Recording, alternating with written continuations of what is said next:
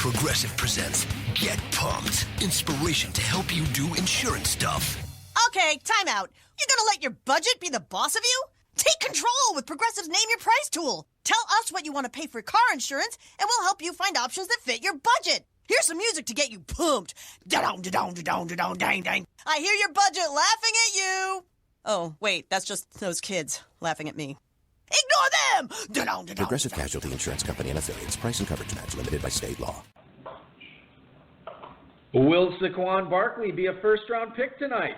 Who will be the first tight end off the board? And which of these leagues truly sets the FFPC ADP? Join us tonight for 2 solid hours of live pick-by-pick draft coverage of the first FFPC 150 Classic Leagues of the season, the Genesis and Revelations drafts. We've got a great show for you. Dave Gerzak is here. I'm Eric Balkman. Stick around. Your high-stakes fantasy football hour starts now.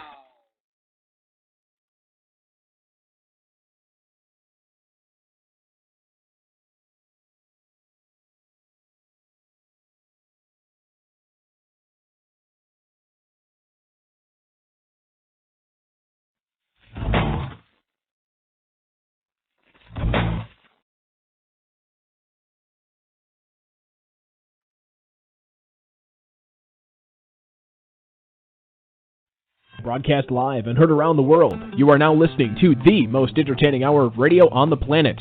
It's the High Stakes Fantasy Football Hour presented by MyFFPC.com with your hosts Eric Balkman and Dave Gerzak.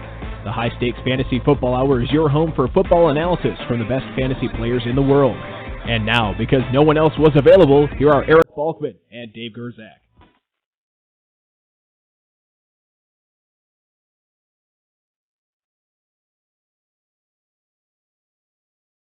Thank you so much, Rob. Greetings and salutations, all you Balkaholics and Gerzak addicts. Welcome to the latest episode of the High Stakes Fantasy Football Hour, presented by MyFFPC.com. I'm your slightly above average host, Eric Balkman, and my co-host is the patron saint of fantasy football, the Dizzle, Dave Gerzak.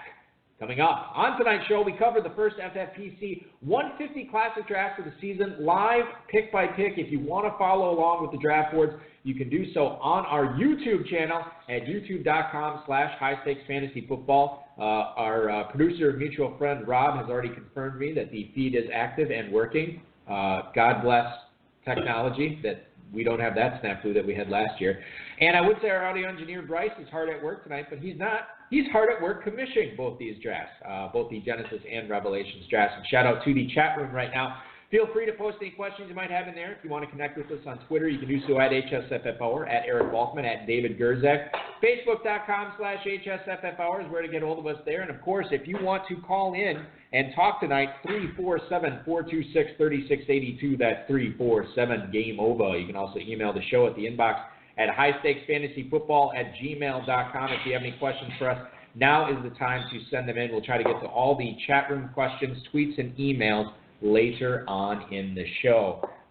We have a jam-packed 2-hour segment of programming for you tonight. And Dave, this is sort of the unofficial kickoff to draft season. Of course, drafts have been going on since February, but we are kicking things off in style tonight with both the Genesis and Revelations drafts. I'm really excited, Balky, and I'm really most excited to see who we're starting with. That was... Is it already announced? Well, it wasn't announced. Okay. It hasn't been announced, but if you go to the YouTube feed, you'll see who we're starting with. Did you have a preference on who you wanted to start with tonight? I think we've been doing Genesis for a long time. Maybe go to Revelations. Have they earned it? Well, we've done Revelations. I think the last 2 years we did Revelations first. And I got to tell you, the contentiousness and the venom that was spewed on Twitter back and forth between these two leagues was something that we hadn't seen in probably about half a decade between these two leagues. And it was good to see that rivalry back. Hats off to the Genesis players who have really, stirred the pot quite a bit. And I got to tell you, it took several years for Revelations to topple Genesis, and I didn't want to give it back to Genesis to be covered right away. This first year after they've really, made a comeback. If they do this again next year, hands down, they're going to be first. They filled the league first. They're on social media, putting it out there. It's quite a privilege, I'm sure. Fiery guys, so we'll start with Revelation. Well, thanks to Kern Reeve, it's part of the reason that even got so hectic. Yeah, He recruited all those because guys, the way it worked is he joined an FFPC startup, the 250 number 26, and I believe 9 of those 26 guys. 2.0, I think. 26 2.0. 9 of those guys are in the Genesis League, which is really, really bizarre. We are going to try to troubleshoot our audio here. 1 second, everybody. No one can hear it anyway.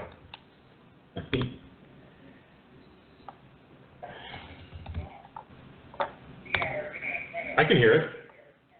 All right. Well, I don't know why nobody else is hearing it but Dave. I can hear it. All right. I'm going to tell everybody to refresh. Yeah, refresh your stuff.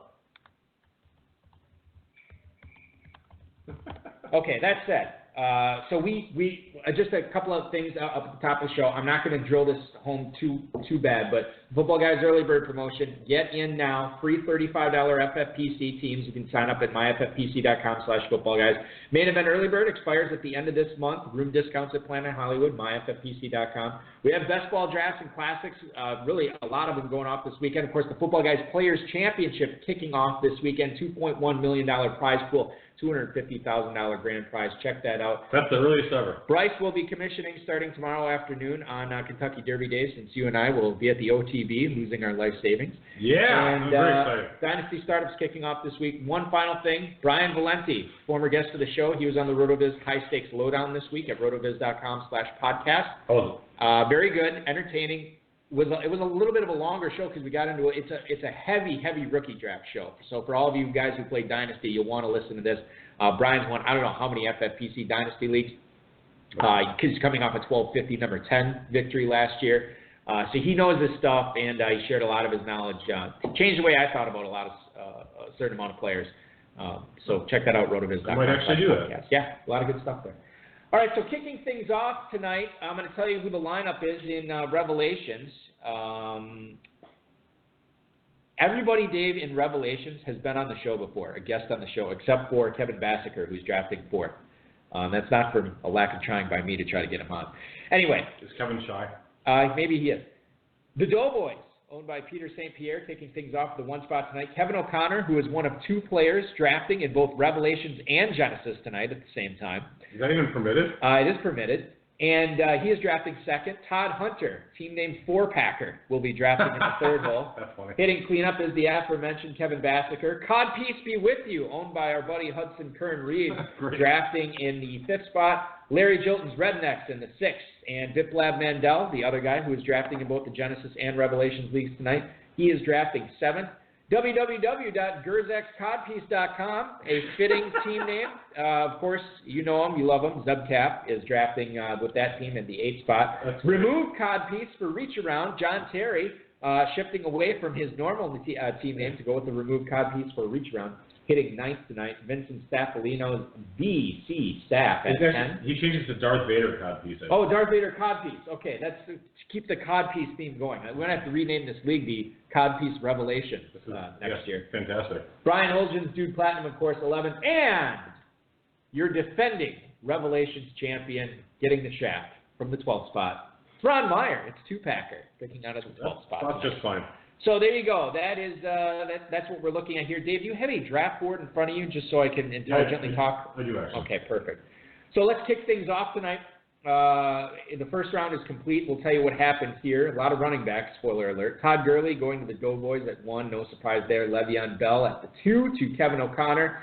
Todd Hunter goes with Ezekiel Elliott at 3. Kind of the chalk. I don't think there's any surprises between those 3 right there. If you are drafting those 3 spots, those are probably the 3 players going to be drafted more often than not, as of right now. David Johnson, a bit of a surprise at the 104. But, Dave, I think you and I talked about this. He's a special player. He's still going to be the focal point of that offense. He had an injury last year to his wrist. This is not something debilitating that would prevent him from being the player he was before. David Johnson, you make a case, that's actually a steal at the 104. It sure seems like it. I mean, if he wasn't a lower body injury, so it's just a wrist. I think it'd be great. David Johnson actually, as I say this, his ADP is the 104 right now in drafts. So, if we go by FFPC ADP, it's not a steal, but, in the long run, maybe it will be.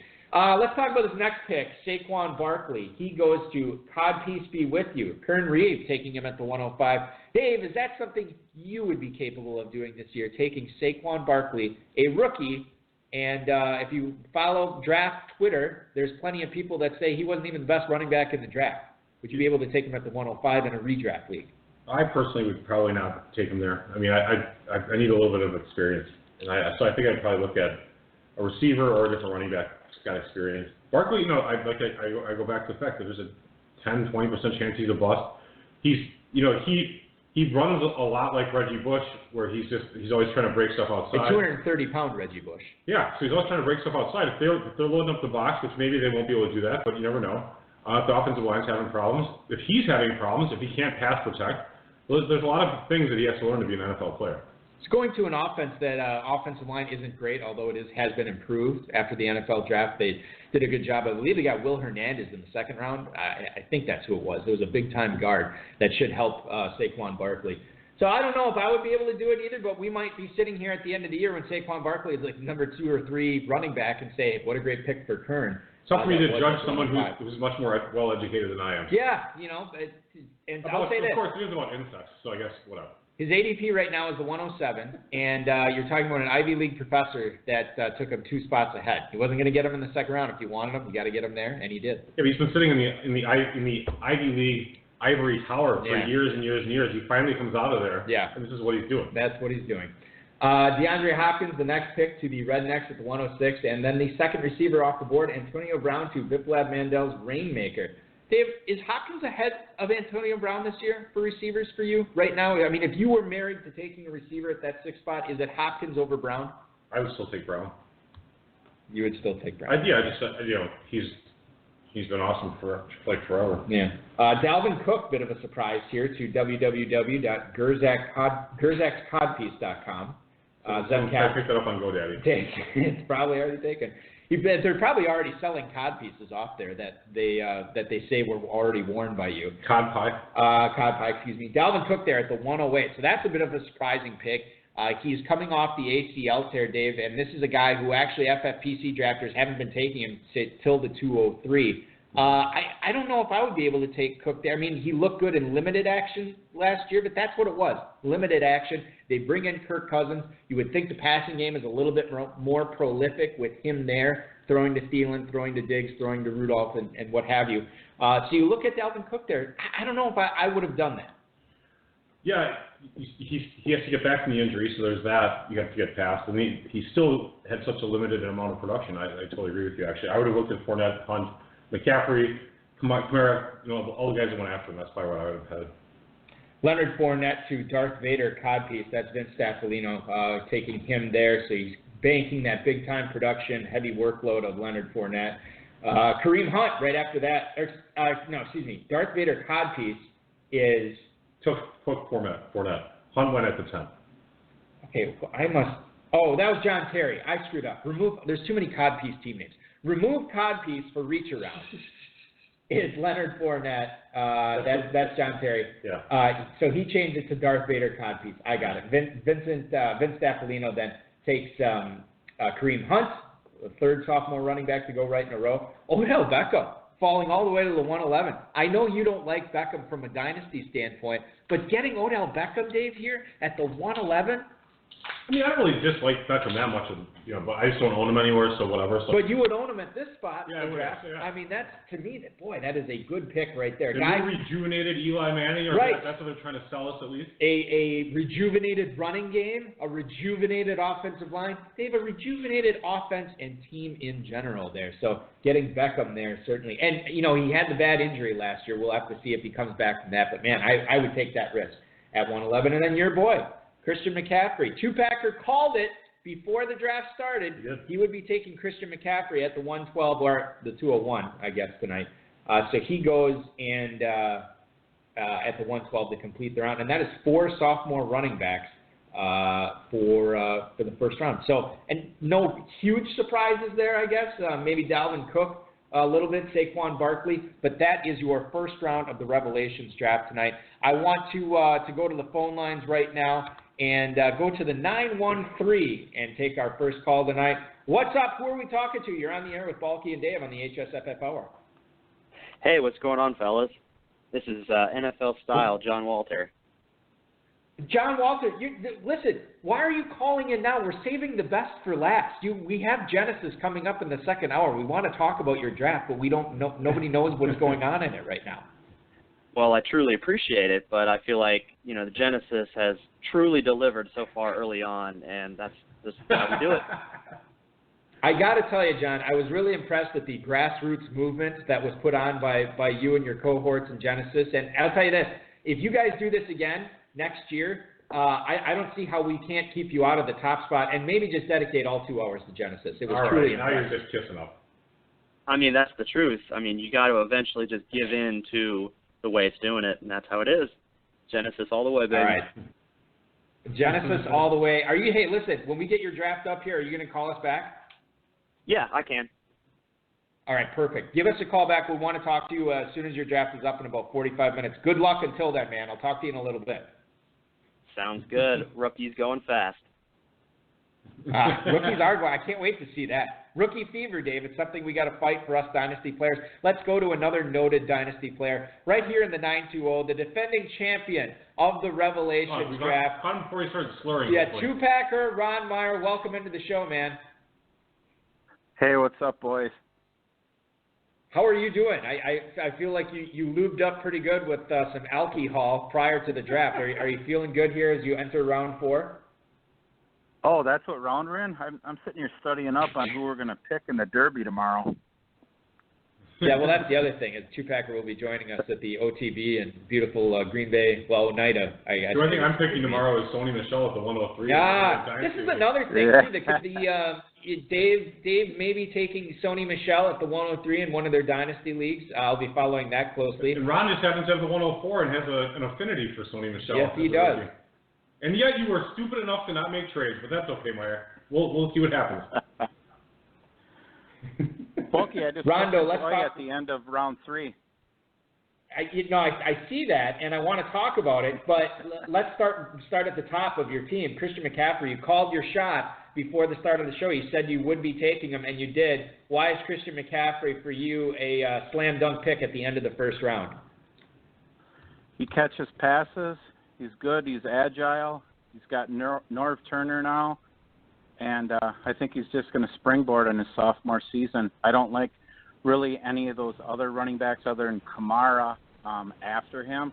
If I wouldn't have got McCaffrey, I probably would have punted there until the 5-6 turn to take a running back.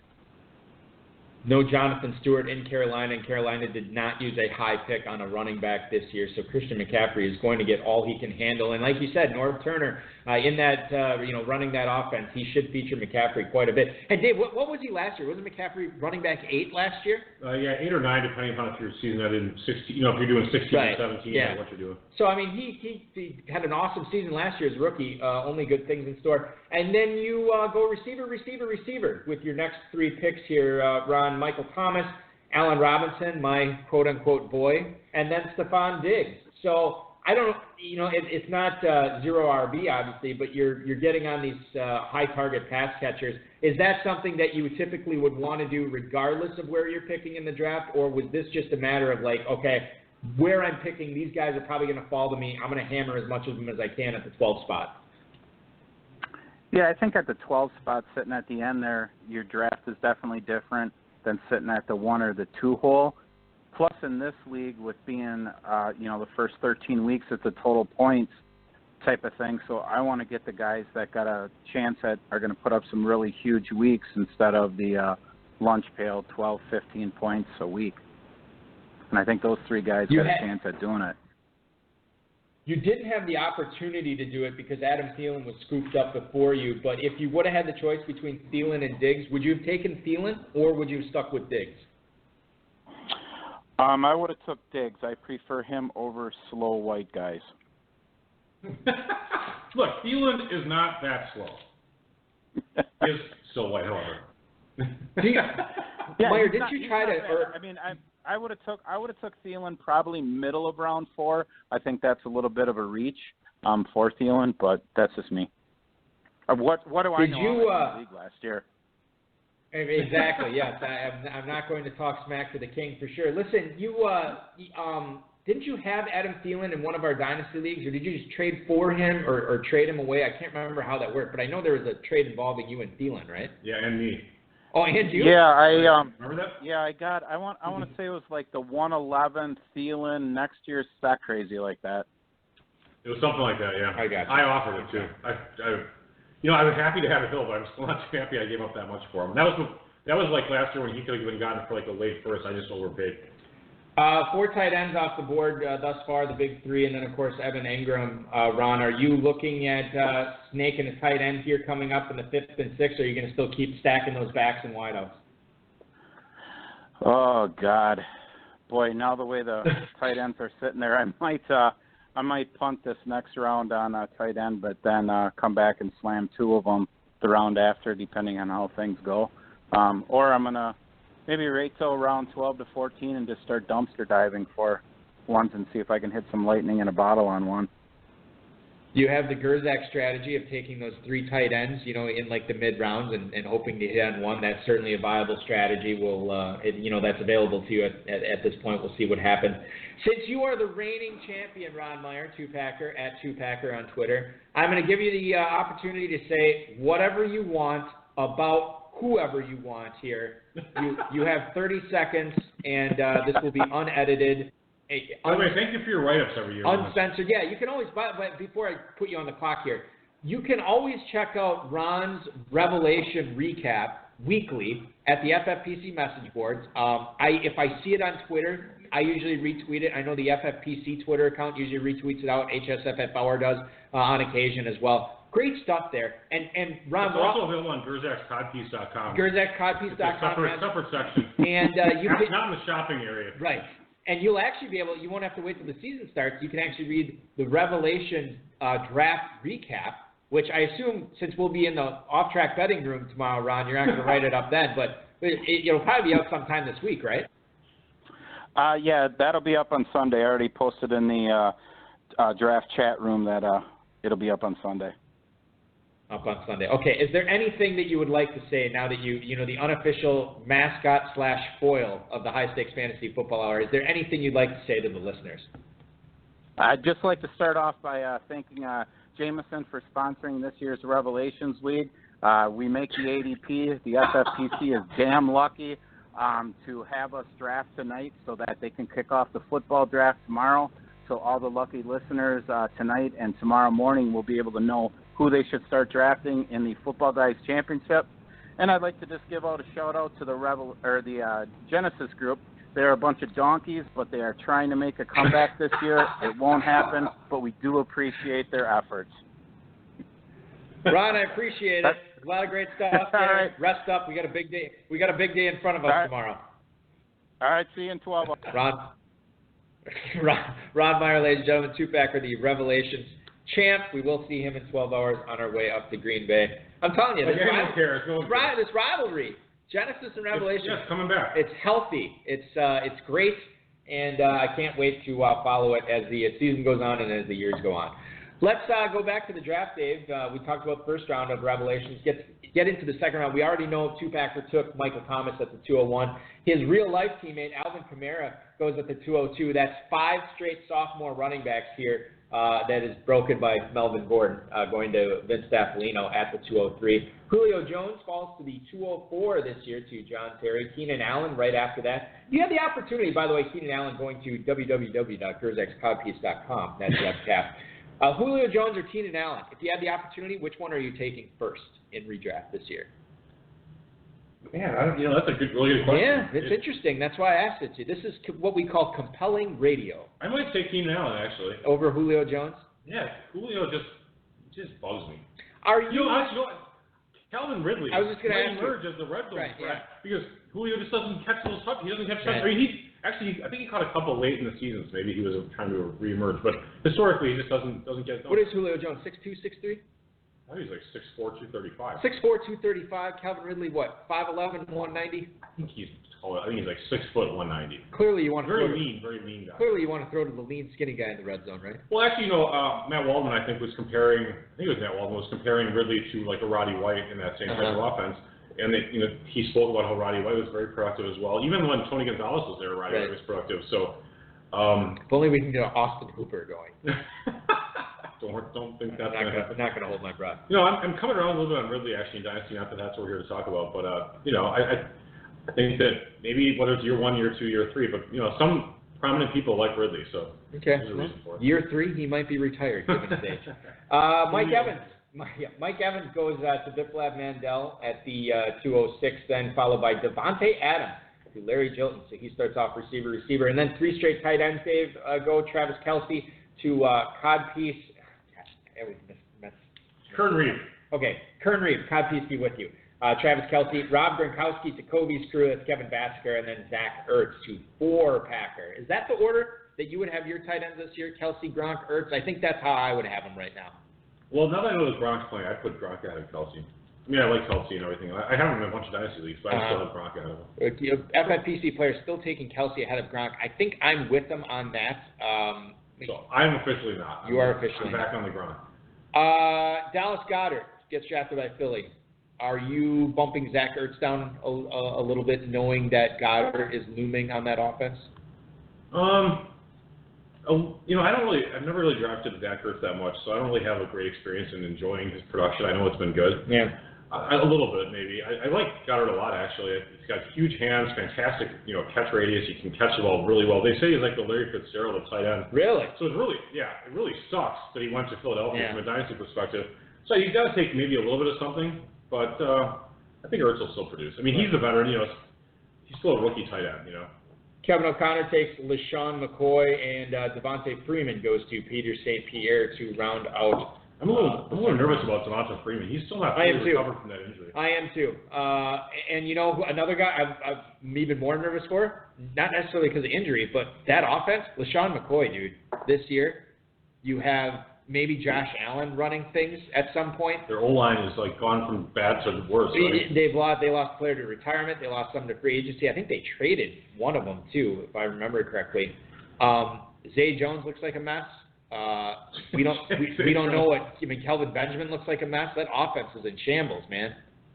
Yeah, At some point, Shady's back is going to break from carrying this offense. It's rough, but I mean, again, Shady's like the only playmaker on the team. So he's going to get his points. Okay, well, wouldn't it be easy to scheme against that then? Let everybody else beat you? Because I don't think they can.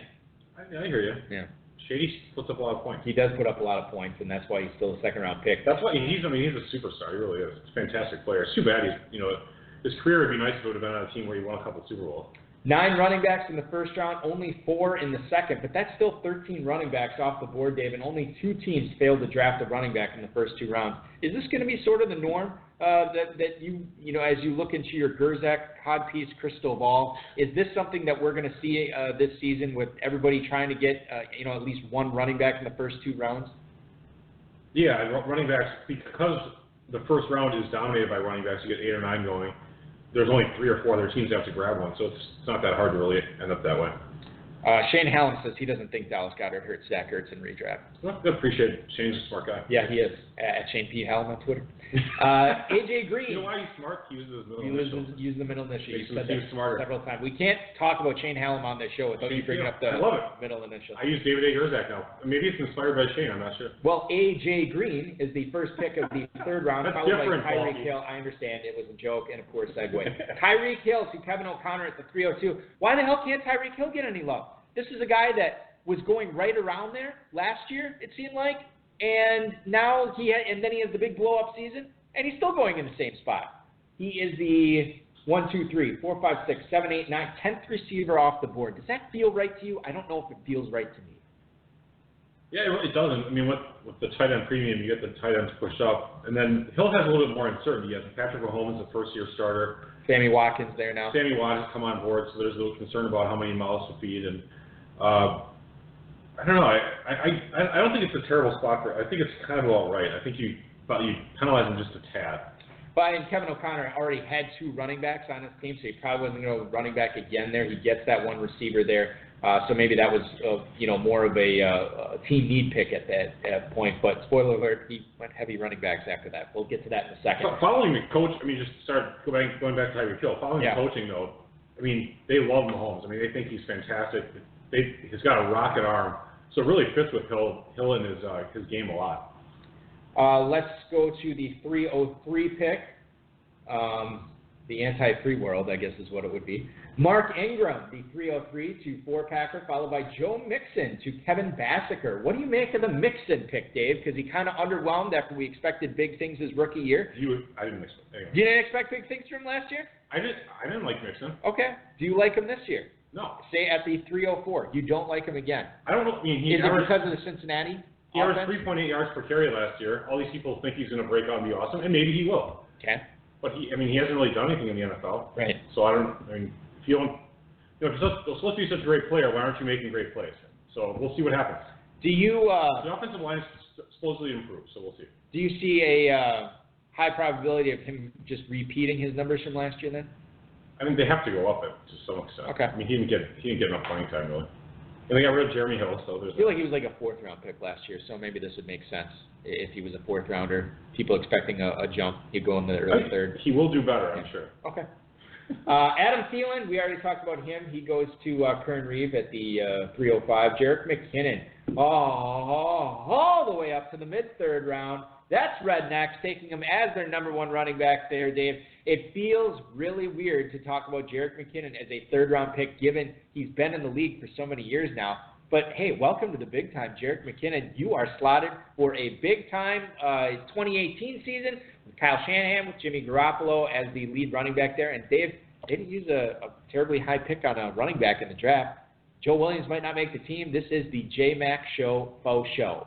It is. He's a 3-down back for the 49ers and an up-and-coming team, so I think that's a nice pick. Nice pick in the mid-3rd, followed by Doug Baldwin, a guy I like this year because I am not a huge believer in that Seattle offense. I am not sure. You know, you have Schottenheimer is running the offense there. I don't know if they made enough improvements to make that team a viable, hey, let's run the ball and play defense like they have been the last few years. Doug Baldwin could have a ton of targets this year. I think Tyler Lockett might be a little bit of a sleeper, but Baldwin, I think, is going to get a ton of targets. Russell Wilson's going to be running for his legs. He's going to be looking for Doug Baldwin downfield on those broken plays. Yeah, I agree with you on Baldwin for sure. Mari Cooper, one of my boys, slipping all the way, falling. He can't get up. He's at the 308 tonight, going to Gerzak'sCodpiece.com. Amari Cooper, I know you're not a huge fan of him, but man, the 308 with all the targets he should get. You know what's funny about Amari Cooper? Okay. Where does he rank in Dynasty? What's his Dynasty overall ranking right now? Wide receiver 9? Like overall. I mean, everybody. Oh, overall. 15, 17? Sure. So the guy who's 15 or 17 goes 30th in a redraft. He's so great. He's such a great Dynasty player, yet he goes at pick 30. Yeah. Something's wrong. Okay. Either he should be ranked lower in Dynasty or ranked higher in redraft. I'm not sure which it is. I have an opinion about which it is. I think you have an opinion. I think you're saying he is going too high in Dynasty. I think so. I mean, why are you ranking him so high in Dynasty and you're taking him with pick, 308? Derek Carr, Mr. Eyebrows, eyelashes, whatever. Eyelashes, not the brows. He put something in there too, probably. Yeah, maybe. He's back and he's healthy. Cooper was supposedly not healthy last year. At least that was his claim. I don't know, man. Shane P. Hallam. No one knows where the hell to pick Cooper. Totally true. I know where to pick him anywhere on my team. I mean, it's not a bad spot for him right there. Yeah. I mean, it seems like, given his Dynasty ranking, why not take him there? I mean, geez. You know, on the flip side, I will say this. Cooper had one – I know he was hurt and he played some pretty significant injuries last year, but he had one good game last year. What? Go ahead. What was the significant injury? The lower leg, the knee, and the ankle that he had. Really? Yes. Derek Carr said, most guys would not have played. Was he questionable? I don't know. Probably. He might have been. I have no idea. All I know is this is what his teammates said. The team should be getting fined millions of dollars. Maybe they should. Maybe John Gruden should be paying for those fines, given how much money that the Raiders are paying him.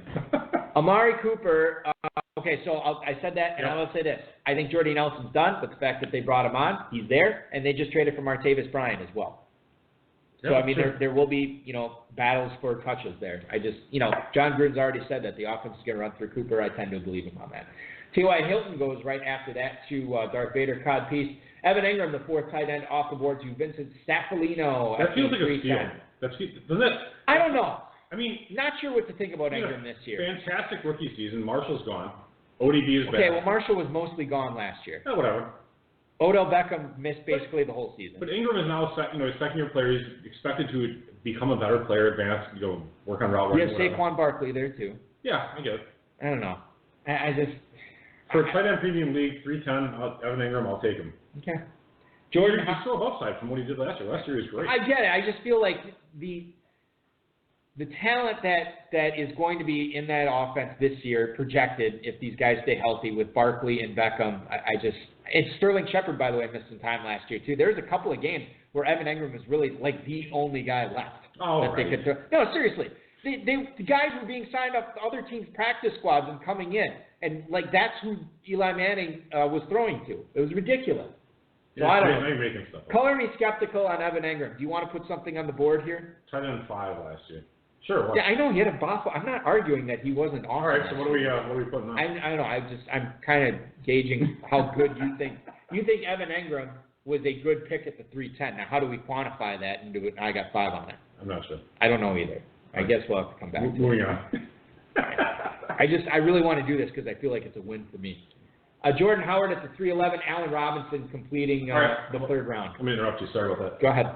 He scored 205.6 FFPC fantasy points last year through week 16.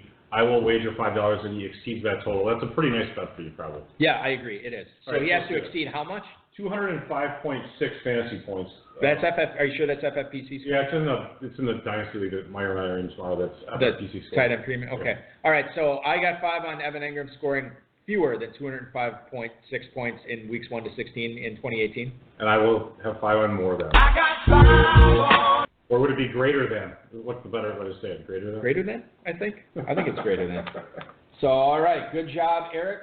Starting off the season on a win. Congratulations. Which, by the way, you don't know this, but we have our season finale next week. We'll be totaling up the board. And it was a doozy. It's going to be an interesting show. Before we get to that, let's get to the 4th round of revelations here. Stephon Diggs leads things off, the 2-packer, followed by the timeless Larry Fitzgerald to Dude Platinum. That's Brian Holgen at 402. Golden Tate is off the board at the 403 pick, and then Darth Vader Codpiece takes Greg Olson. 5th tight end off the board here, and he goes in the 4th round. Jarvis Landry, you and I are a little bit down on Jarvis Landry now that he's on the Browns with all those other, Josh Gordon and David Njoku, Duke Johnson, all there. Plus the great Corey Coleman. But, yeah, well, Corey Coleman, whatever. But Jarvis Landry in the 4th round might actually be an all right value, given a guy that he's probably going to catch 80-plus passes. He's probably going to get like 900-plus yards, a handful of touchdowns. That's not a bad way to spend a 4th-round pick. No, it's pretty safe, high floor. Jarvis Landry, I'm just curious where he's normally going in FFPC drafts right now. I'm going to check my... Well, while you're checking, I'm gonna say after the end of the 4th round, I have a point about something I want to make. Jarvis Landry actually going at the 508. Oh, there you go. So, if these leagues, if Revelations is setting the ADP, you're going to see Jarvis Landry's value spike here. Did you have a point that you wanted to make? I'll make it at the end of the 4th. Derrick Henry, right after the Jarvis Landry pick, Derrick Henry going to Biplab Mandel, and then you have Jimmy Graham, the 6th tight end off the board. Alshon Jeffrey right after that at the 408.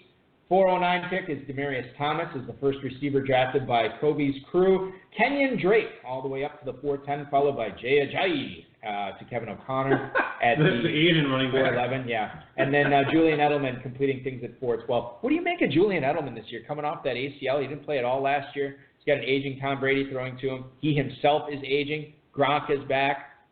They will have Sony Michel, James White, those pass-catching running backs. What do you make of Julian Edelman at the 412? There's a lot of risk. There's a lot of risk with Edelman. I don't know if that. Don't you think he gets a ton of targets this year? Yes, assuming that he's healthy and he's back and everything. But I mean, it was an ACL. I mean, it wasn't like a. Yeah, that's a big deal. Well, I mean, just an ACL. The medical science behind. It's not like he. Well, but his entire game is predicated on three-cone drill and point. quickness. It's a speed game. He's got to. How old is he right now? Is he like 29, 30 years old? He's older than that. He's got to be 31. 30. Really?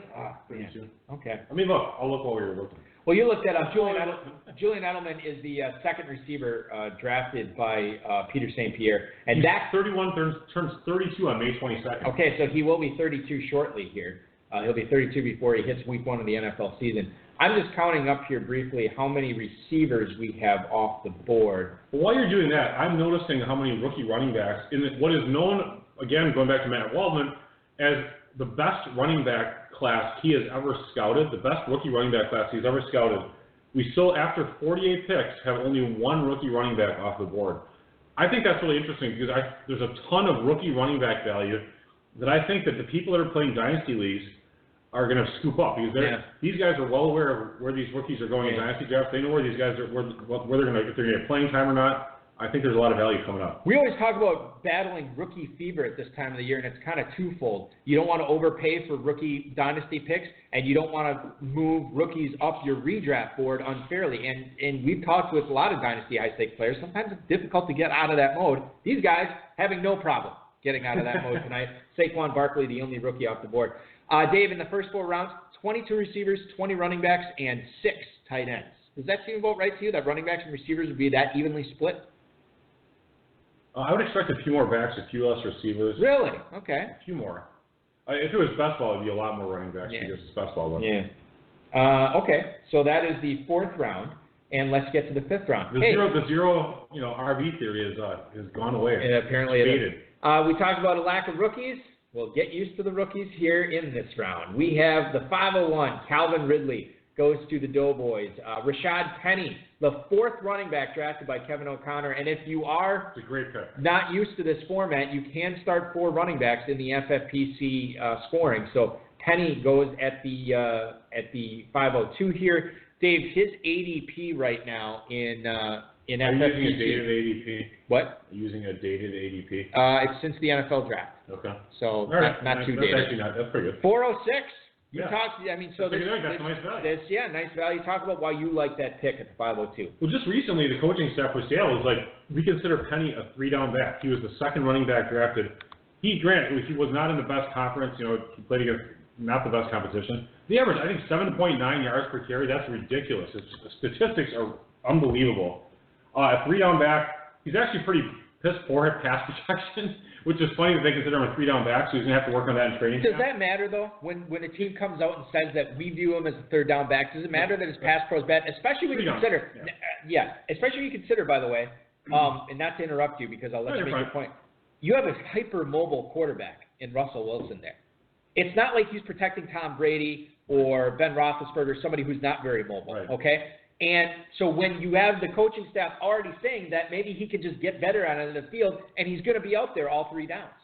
Yeah, a lot of times I think that the whole thing about pass protection is a little bit overstated, as if these guys can't, as if they're not doing practice, as if they don't learn things in minicamp. How hard is it? To get in somebody's way. Yeah, to get in their way, learn how to do the punch or, get underneath them, get your pads lower than their pads. Good gracious, it's not that hard. Right. So I think he'll be fine. Maybe he'll come out on some 3rd downs if they're really concerned about something. But your point actually about Russell Wilson is good. Sometimes it's not bad if you I buy with Russell Wilson. He'll get 20 yards on a run. Yep, exactly. Shane P. Hallam, nice spot for Penny. He will be Marshawn Lynch for the Seahawks. Boy, that'd be good if he is. Without the attitude. That was Jerry Spice's job. We'll get to that in a little bit. Before we get to that, we're going to get back to the 5th round of Revelations. I want to go back to the phone lines here, and we'll hit up the 231. Caller, you are on the air on the HSFF Hour. I am Balky. He is Dave. Who are you? How you doing, boys? It's Brian, Dude Platinum. Brian Holgen, Dude Platinum, drinking a craft beer while you're drafting, I'm imagining. I figured I'd call before I had another one, so. Hey, that's a lot better than Ron Myers, by the way. Hey, Brian, is your son helping you draft tonight? Because he had a lot of success last year. No, sir. Nope, just me flying solo today. So you flying solo. We talked about how we both liked your Beckham pick there. Then you followed up with Kamara and Jordan Howard at the end of the 3rd round. Jordan Howard getting Matt Nagy now as the guy who is going to be running things in Chicago. What do you make of Jordan? I mean, that could be a really good pick for you at the end of the 3rd round with a guy who is a young, fresh offensive mind that's going to put the ball in Howard's hands in a position where he can really succeed and put up a lot of points. Yeah, I'm not a huge Howard guy, but at the end of the 3rd round, I couldn't not take him there. There was a few wide receivers that I still liked. Unfortunately, Two-Packer took a couple of them, but I thought he was kind of the last running back that I had at that tier, so I had to pop on him there. How much when you're drafting in the 11th spot are you playing a little offense with what the 12th spot is doing and trying to take advantage of, okay, well, he needs this, so I'm going to grab this position here, and hopefully one of these guys makes it back to me. How much does that figure into your draft day decisions when you're drafting from that spot? Drafting 11th spot is terrifying. The only benefit is that I can play off two-packer a little bit.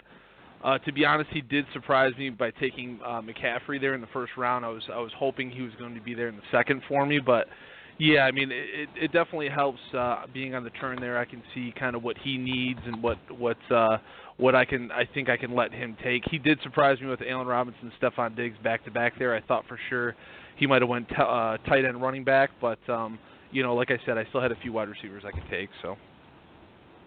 You got almost a full round of value with Kyle Rudolph at the end of the 5th, so nice job there.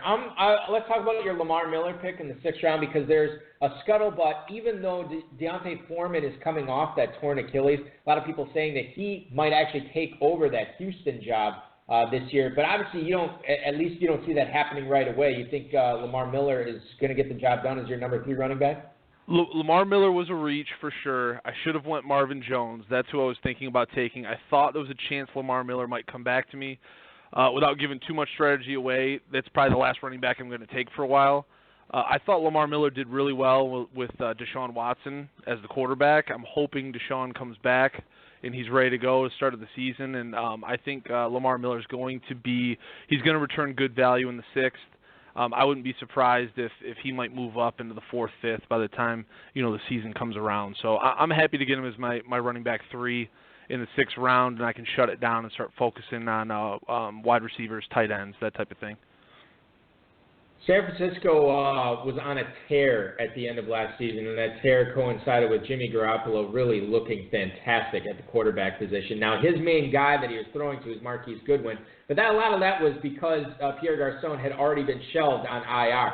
He is healthy. He comes back this year. You already have the rapport between Garoppolo and Goodwin, but Pierre Garçon is stepping into a pretty good situation here, and he is your number 3 receiver that you're getting at the end of the 7th round. Certainly there's a lot worse ways you can spend a late 7th round pick, so I really like the Garçon pick. How do you see the targets shaking out between him and Goodwin this year?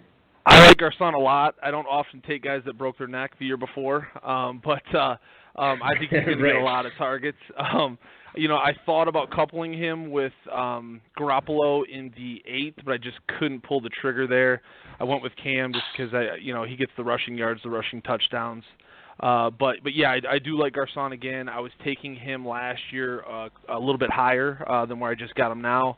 I guess you get a little value when a guy like I said breaks his neck. But yeah, I'm hoping he'll return good value as a wide receiver 3 for me. Well, Brian, I can tell you the defending Revelations champ, 2-packer, is up in arms. He wanted both Pierre Garçon and Kyle Rudolph. You get both of them. I suppose that's a good thing when you're taking the champ's picks. Yeah, I'll take your word for that. Yeah. Listen, man, I appreciate you calling in tonight. Any final strategy that you can share with us that you're going to be applying for the second half of this draft? I'm going to take a kicker really early. Perfect. Yeah. Listen, you do not get analysis like this anywhere else than the High Stakes Fantasy Football Hour. Brian, listen, thanks for calling in tonight. Good luck this season, and we will see you out in Vegas at Planet Hollywood this September. Sounds good, fellas. Thanks. Thanks a lot, man. Dude Platinum, that's Brian Holgen, and you can follow him on Twitter at Draft Addict. He posts a lot of good stuff there. He's in a lot of best balls. I don't know why I didn't know Draft Addict was his Twitter. You didn't know that? No. We've had him on the show before, Dave. I know we had him on the show. I mean, I don't, And you're Mr. Twitter. He's a good tweeter. Yeah, he is. He's excellent at it. Most of my tweets are about Trump, Let's get back to the 5th round and scuttle right past that. We talked about the Rashad Penny pick at the 502. The 503, Josh Gordon to 4-packer. That's Todd Hunter. When you go heavy running back like that, 3 running backs and a tight end, your first 4 picks, Josh Gordon is your number 1. Would you be okay with that? Is that because certainly you're not going to get a stud there. But when you have guys like Elliott, Ertz, Ingram, Drake in front of them, high volume, high touch guys, Gordon's not the worst way to have your receiver core begin in the 5th. Yeah, I think it's worth the risk. I mean, Gordon could end up being anywhere from WR1 to WR100. Yeah. Anything is possible with Josh Gordon. seems like he's okay. We're a decent way through the off season. There has been no arrests. Did I tell you about the wager I have with my my co-host at the Appleton Trophy Fantasy Football Show? No, tell me. He owes me a steak dinner if Gordon makes it through the season without being suspended due to drug use. Oh, just drug use? So if he gets suspended for like some sort of like a speeding citation or something like that, I'm okay. But any sort of substance like drugs, alcohol is included in that. That's funny. Then I owe him a steak dinner. You know what's funny is they've done this actually, and so where they if you give a specific reason, let's say you ask 100 people, Josh Gordon, what do you think the odds are Josh Gordon will get suspended? Yeah. And then they'll say X%. And then you say, what do you think the odds are Josh Gordon will get suspended due to drug use? And they will give a higher percentage of the more specific reason, even though there's a whole other reason. It's not mathematically possible. It should be either the same or lower. Right, exactly. Yeah. It's a huge mistake when people do that, but people do it all the time. I was told there would be no math. Talk about Josh Gordon being drafted all over the place. 4'11" is the earliest he's gone since the NFL draft. The latest he's gone is a 6'09". His average ADP is the 5'12". Goes to the 5'03". By the way, people were asking, hey, Balky, where are you getting this ADP? I thought Revelation sets the ADP. Well, they do, but they're currently setting it. I am using the great ADP over at FantasyMojo.com. You can get, post-NFL draft, post-free agency ADP. You can see where guys have been moving if you want to compare. FantasyMojo.com has a lot of great stuff. Darren Armani, the webmaster there, he's the guy who puts on Pros versus Joes. Darren's the best. And if you're into this live draft coverage, we will be doing it again with Pros versus Joes. That is coming up roughly in about 2.5 months, right around there. We'll get those drafts going.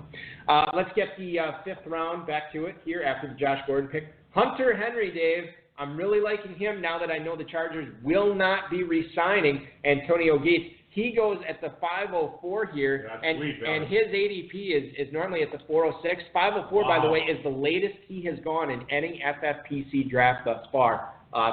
Post-NFL draft, obviously.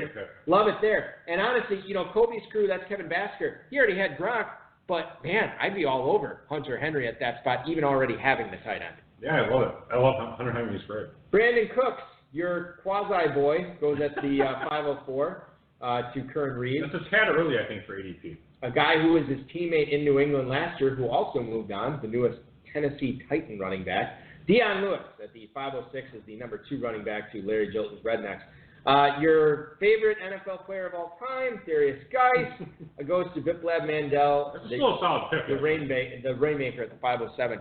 I don't want to. I think for redraft purposes, great pick. I know you have a lot to say about Darius Geis. He's fine. This was super late for him. His ADP is 309. Again, is it really? Yeah. This is post NFL draft. Wow. Now that's granted. This is majority. This is best ball data that I'm using, so the running backs do get pushed up there. But it's not dynasty. No, it's not dynasty. You're talking about 2 full rounds. So that is significant. I told you that the rookie. That's a great pick. Even if the coaching staff said he's only getting first and second down work, Darius Geis will do just fine with just first and second down work. He would still be a top 20 back. You brought up the point about Jay Gruden's offense, though, and what these running backs usually average per game. And it's not like they're not blowing the roof off. It's not been great. Right. Darius Geis is one of the more talented running backs, though, that he will have had. I think Geis at this point is definitely worth the risk, and I'm not the biggest fan. I think that I'm a big believer in the NFL. I know the NFL front offices get a lot of things wrong, but I think if 32 teams pass on a player twice, that there's something to be said about that. And I think you have to at least evaluate that and say, all right, why is everyone taking this guy still number 2 overall in Dynasty rookie drafts? I think that's still too early. Because when you have 6 other backs going before him, there's a reason for that. So do you want to publicly state, in case sports betting man Lance Turvis is listening, that you would not take Darius Geis at the 102?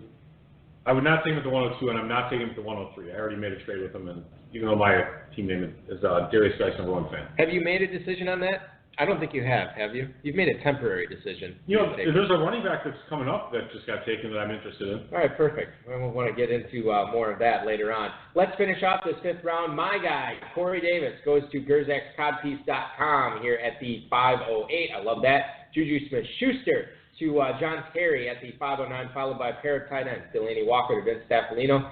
Kyle Rudolph goes to Brian Holgen, and then Sony Michel to 2-Packer. Two-Packer's a big fan of Sony Michel in Dynasty, and apparently he is in redraft as well as he That's takes a great the pick in number redraft. 2 running back there. Great pick in redraft. Sony Michel? Yeah, he's staying in the Deion Lewis role. The Patriots scored 512 points at the running back position last year. If Sony Michel gets 40% of that production, that's an RB2 right there. Boom, no big deal. No rookie fever in this draft because Sony Michel, ADP average coming into this 503. So now you're getting him at the 512. Another great pick there. Can we bring up Corey Davis and Juju Smith-Schuster? Sure. So Corey Davis had. Okay, hold on. We're talking about the number 1 wide receiver on a team and the number 2 receiver on the team. Okay, You're got right. it. Go ahead. Yeah, absolutely. All right. The number 1 wide receiver on the team had 35 catches for 375 yards and 0. Zero. Hey, did you ever see The Big Short? 0. Yeah. 0. That's how many touchdowns he had. Do you know how many? Although he had 2 in the playoffs. You know how many touchdowns he averaged in the playoffs? If you extrapolated that over a course of the NFL season, he would have set the NFL record for most receiving touchdowns. I'm using the larger sample size of the regular season. Yeah, and but you know what? Hold on. Had a fantastic rookie season. I have no doubt that Corey Davis is probably going to have the exact same type of injury that cost him the entire offseason last year, that prevented him to work out at the combine, prevented him from doing all this extra stuff. That's a whole other red flag, by the way. Hold on. That, by the way, Juju Smith-Schuster did have the benefit of doing. Corey Davis, that was taken from him. You know, doing the combine and doing all those workouts, it's not even just working out, it's just getting prepped for the season. That's how you evaluate players. So everyone thinks Corey Davis is so great. He never even went through the whole process of the combine. He just got to skip it. But at least he went to a top school. Like he went to where? You go to Alabama? Western Michigan. Western Michigan. Row the boat. Some shitbag school. That's not He went to some crappy school, doesn't go through the combine, gets drafted 5th overall by a terrible franchise. Gets zero touchdowns, 35 catches. The fact that he went and now he overall. goes over Juju Smith-Schuster at 1,000 yards almost. So by the way, a playoff team last year, that got rid of their whole offensive that beat Kansas City on the road in Arrowhead, one of the toughest places to play. Don't tell me they're a bad franchise. Yes, Tennessee. So the coaching staff was rewarded with what? The coaching staff was rewarded with get the hell out of here. We're upgrading. Imagine how good they're going to be this coming year with a better staff. We've got 4 minutes to get these clowns of revelations. We've got to move on to Genesis. I know, we do have to move on. I want to move back to the phone lines and go to the 734 before we get into Genesis here in our Revelations recap. 734, you're on the air with David Balke. Who is this? No paging the 734. Are you still there? That's a fake area code. 734 is a fake area code? I don't know. I'm just kidding. All right, we'll get back to the draft then. So that completes the 5th round. I don't know. Do we have a chance to kind of recap these teams? I don't think we can do it justice. I don't know if there's enough time. I mean, obviously, the best teams are the ones that haven't taken quarterbacks yet. So that's 2, 3, 7. Can we talk about? I'm just kidding. Can we talk about the no quarterbacks going off the board in the first 5 rounds? Sure. That was a little surprising. Let me just real quickly. I thought Ronald Jones, Nick Chubb, those are nice value picks. Royce Freeman's a nice pick. All these rookies. I mean, dude, boom, boom, boom, cheap. Talk about Trey Burton in the. Trey Burton, another one for Colby's crew. Yeah. I mean, that's amazing. Loading up a tight end. Matt Nagy, who says that Burton is Kelsey, and he pays him like Kelsey. Well, he didn't say he is Kelsey. He'll be playing the Kelsey role. There's a difference. The only thing Burton doesn't have is production in the past, but he's paying him big money. Nick Chubb going to Biplab Mandel. You talked about that.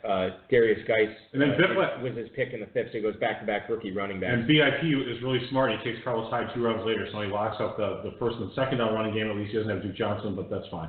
Ronald Jones in the 6th round. I think you already said this. That was a good pick, getting Darth Vader Codpiece, getting his second running back there in the 6th round in Ronald Jones, a guy who should get a big chunk of that committee work, or maybe just be the man in Tampa. I think he's going to definitely be the man in Tampa, at least first and second downs. He hasn't had a lot of experience catching the ball out of the USC. But and Dirk Ketter, whatever, he said that maybe he's not going to be the third down back. They brought Charles Sims back.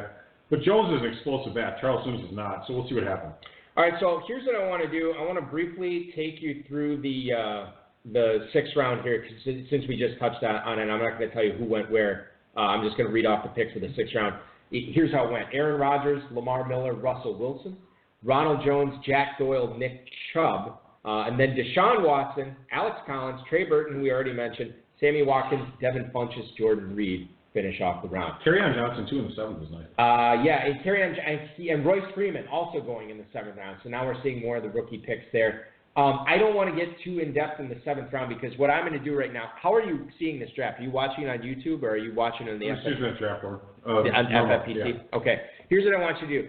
Stay on that draft board, and I want you to take everybody through the 7th round. What I'm going to do right now I can't do that. Yes, you can. Just pick by pick. You have the sheet in front of you who all the teams are. So go through the 7th round pick by pick. Right now I'm going to do the flip, as they call it. Yeah, go ahead. And switch it to Genesis on the YouTube channel. All right, that's wonderful. We have Doughboys. Peter St. Pierre takes Tom Brady. By the way, Tom Brady, the news came out that he negotiated with his wife that he's going to get 2 more seasons in the NFL, which is very nice. So go Tom Brady, good for him. Manuel Sanders with the 702 to Kevin Joko. Marvin Jones to 4 Packer at the 703. The aforementioned Kerryon Johnson at the 704. Probably going to take Abdullah's role and everybody else's role. That Detroit Lions run game was so terrible last year. Cod Peace be with you as a believer in Carson Wentz coming back in a timely fashion. I hope he picks a good backup. Yeah, I think Wentz might get back, but the team was not willing to trade Nick Foles, which means something to me that Foles might be starting early in the season. Royce Freeman, a great pick to Rednecks at 706. Freeman went in the 3rd round of the NFL draft, and all he has to do is beat the terrible Devontae Booker. I don't think that'll be a problem. The Rainmaker is going to have to make it rain. He should be doing a prayer to the Indian gods if he thinks Tyler Eifert's going to stay healthy all season. That's his #1 tight end. You know what? It's possible. Anything can happen. Tyler Eifert could stay healthy. I mean, anything can really go on. Between those 2 picks of Nick Chubb in the 6th and Carlos Hyde in the 8th, we have Duke Johnson going to Gerzak's Codpiece. Good pick. He's a PPR back. The question from a dynasty perspective is Duke Johnson going to get re-signed after this year? So my Magic 8 Ball says no. I think Nick Chubb is going to be taking it all over. At least that's my wishful thinking, especially if I take him in the big afternoon league tomorrow at the 103. Anyway, Michael Crabtree goes at the 709. Crabtree's a player, if you try and trade him in Dynasty, no one wants to pay anything for him. But he's probably pretty productive this year. I think that's actually a really good pick. Tevin Coleman at the 710. We'll see what happens with him and with Devonta Freeman. 711, Pierre Garcon to Dude Platinum. And Cooper Kupp. That's another great pick from 2 Packer. Although if you ask one of my good buddies, Rich Dunn, he thinks that Cooper Kupp is overrated. Thinks he's maxed out athletically. He's not going to do anything. We got a $50 bet on it. Bucky, how's that going? Are we good? I think if you switch over to YouTube right now, which I am doing, you're going to see the Genesis board on there right now. So thank you to all the Revelations players for their continued drafting prowess tonight. Gave us a lot to talk about. And now on to the Genesis draft. And congratulations to all the Genesis players who made Twitter so enjoyable over the last couple of weeks with all the smack talking with the Revelations players.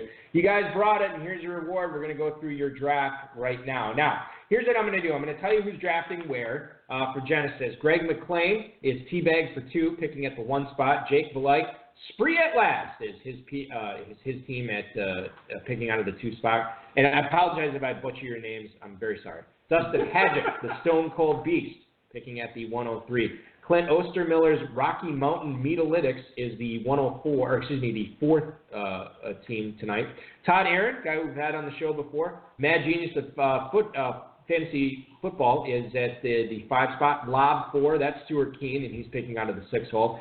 Saquon that's Andy Lund, and he is out of the 7 hole. Kevin O'Connor, who was drafting in the Revelations draft, also drafting in Genesis. He's in the 8 spot here. Brad Kirkland's Notorious B1G at the 9. Biplab Mandel, who you just tore a new one to on his Tyler Eifert pick. He should be using Notorious B.I.G. He should. I totally agree. So cool. Biplab's The Rainmaker at the 10 spot. Robert Marshall's Fantasy Dum Dums at the 11. And, of course, you heard him at the top of the show, John Walters' NFL Style, picking at the 12.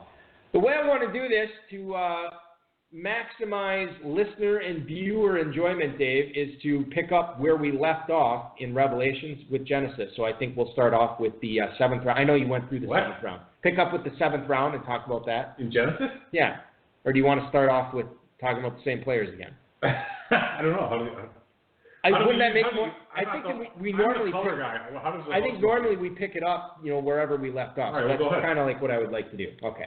You're the host. So here we go. This is your show, Balky. Greg McLean goes with Tevin Coleman at the 701. Tyler Eifert goes in the 7th round here, too. That's Jake Belike's pick at the 702. Tariq Cohen goes at the 703 to Stone Cold Beast. And then Jamison Crowder off the board at the 704. Washington's offense has undergone a bit of a makeover this year. You and I, are we both writing off Jordan Reed? I think I am. That's a good question. I haven't really thought about Jordan Reed. I know. Doesn't seem like he's part of that offense anymore. I don't really think about him. Yeah. I just feel like he's always hurt. Yeah. And I guess you have to think about him. I'm not terribly excited. Think about what they did. They still have Crowder, obviously. They had Darius Geis to the offense. They went out and gave Paul Richardson a Brinks truck full of cash to come on. Jordan Reed's like essentially going to be like free, like 9 cents round? No, he is not going that late. In fact, I can tell you that Jordan Reed is still being drafted. Not off the board yet here in the 10th round. At the 5'10" of FFPC. Oh, I missed it. Sorry, my bad.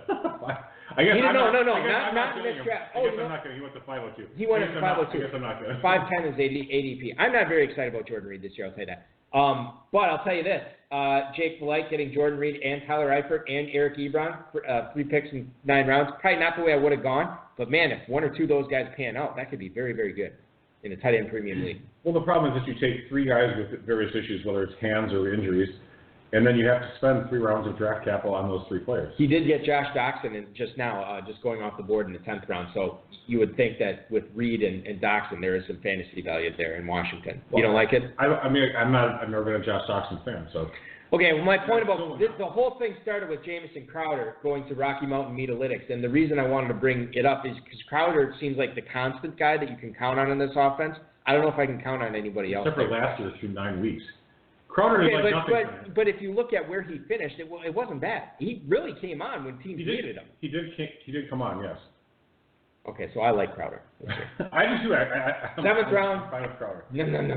All right, I'm not doing that. Carlos Hyde goes at the 705, followed by Russell Wilson at the 706. That's the lob 4. Julian Edelman right after that. Look at the disparity on Edelman here versus the other draft. Where did he go in the other draft? Like an early 5th? Was it 5th? Do you still have it open or no? No, I closed it a lot earlier though. Okay. Devin Funchess goes at the 708. Let's briefly talk about Devin Funchess here because the Carolina Panthers used the 24th overall pick of the draft to draft DJ Moore. They have Greg Olsen coming back. I don't know if he signs through next year or just this year, but it's a 2-year deal. 2-year deal, okay. So they have Olsen entrenched. You have DJ Moore, who obviously they expect big things for. Fantasy owners like Ron Meyer thinks Christian McCaffrey is going to have a big season. How does Devin Funchess fit into this offense right now? Well, he's still their WR1. DJ Moore still has to prove himself in the NFL. Right. I love DJ Moore. I think he's going to be fantastic. Highest ever, what was it? Phenom score. 4.66 for any receiver. Ever, yeah. That's higher than Fred Biletnikoff, Don Hudson, Jerry Rice. You know what? It's a ha. Calvin Johnson. Let's have some fun with it. Yeah, I'll give you the names of the players that are right after that in a second. It's DJ Moore. All time are you talking about for the Phenom score? For the Phenom score, yeah. Give me just a minute here. Okay, so my thing is I'm a little bit worried about Devin Funchess maybe from a dynasty perspective, but I think you're right. This year he should be all right. I just worry about Greg Olsen. He missed a lot of time last year when Funchess flourished, and when he came back, Funchess didn't do a lot. So again, buyer beware. But it's a 7th round. So. Yeah, so this is from John Moore. This is from RotoViz. John, actually, I don't know if he writes for them anymore, but he came back to write this article again. It's been popular. Okay. Yep. What it does is it measures a player's productivity, the market share of the offense that they have as compared to their age. So the idea is being that the younger that they are and the more productive that they are for their age, the better of a prospect that they are. DJ Moore, the best ever as far as market share for his age. The next names on the list, these are all after DJ Moore. Okay. Allen Robinson. Yep. Demarius Thomas. Yeah. Larry Fitzgerald. Okay. Des Bryant. Yep. Kenny Britt. Yeah. And Amari Cooper. Wow. That's it. That's the list. That's everyone. Yeah. I mean, that's amazing. DJ Moore is ahead of all those guys. Yeah. Which is more reason to hate on Devin Funchess. It kind of is, I guess. But that's dynasty perspective a little bit. But I mean, it's a metric. It's something you can look at. I mean, maybe he could be a bust. Kenny Britt hasn't really amounted to a whole heck of a lot. But that's some pretty rarefied company, actually. Brad Kirkland took Kerryon Johnson at the 709. You like that spot for Kerryon Johnson in redraft, right? Yeah, I'm not even a huge fan of him. I mean, he only averaged like 4.9 yards per carry through his entire college career. But it was in the SEC, and he's got a lot of draft capital invested in him, and the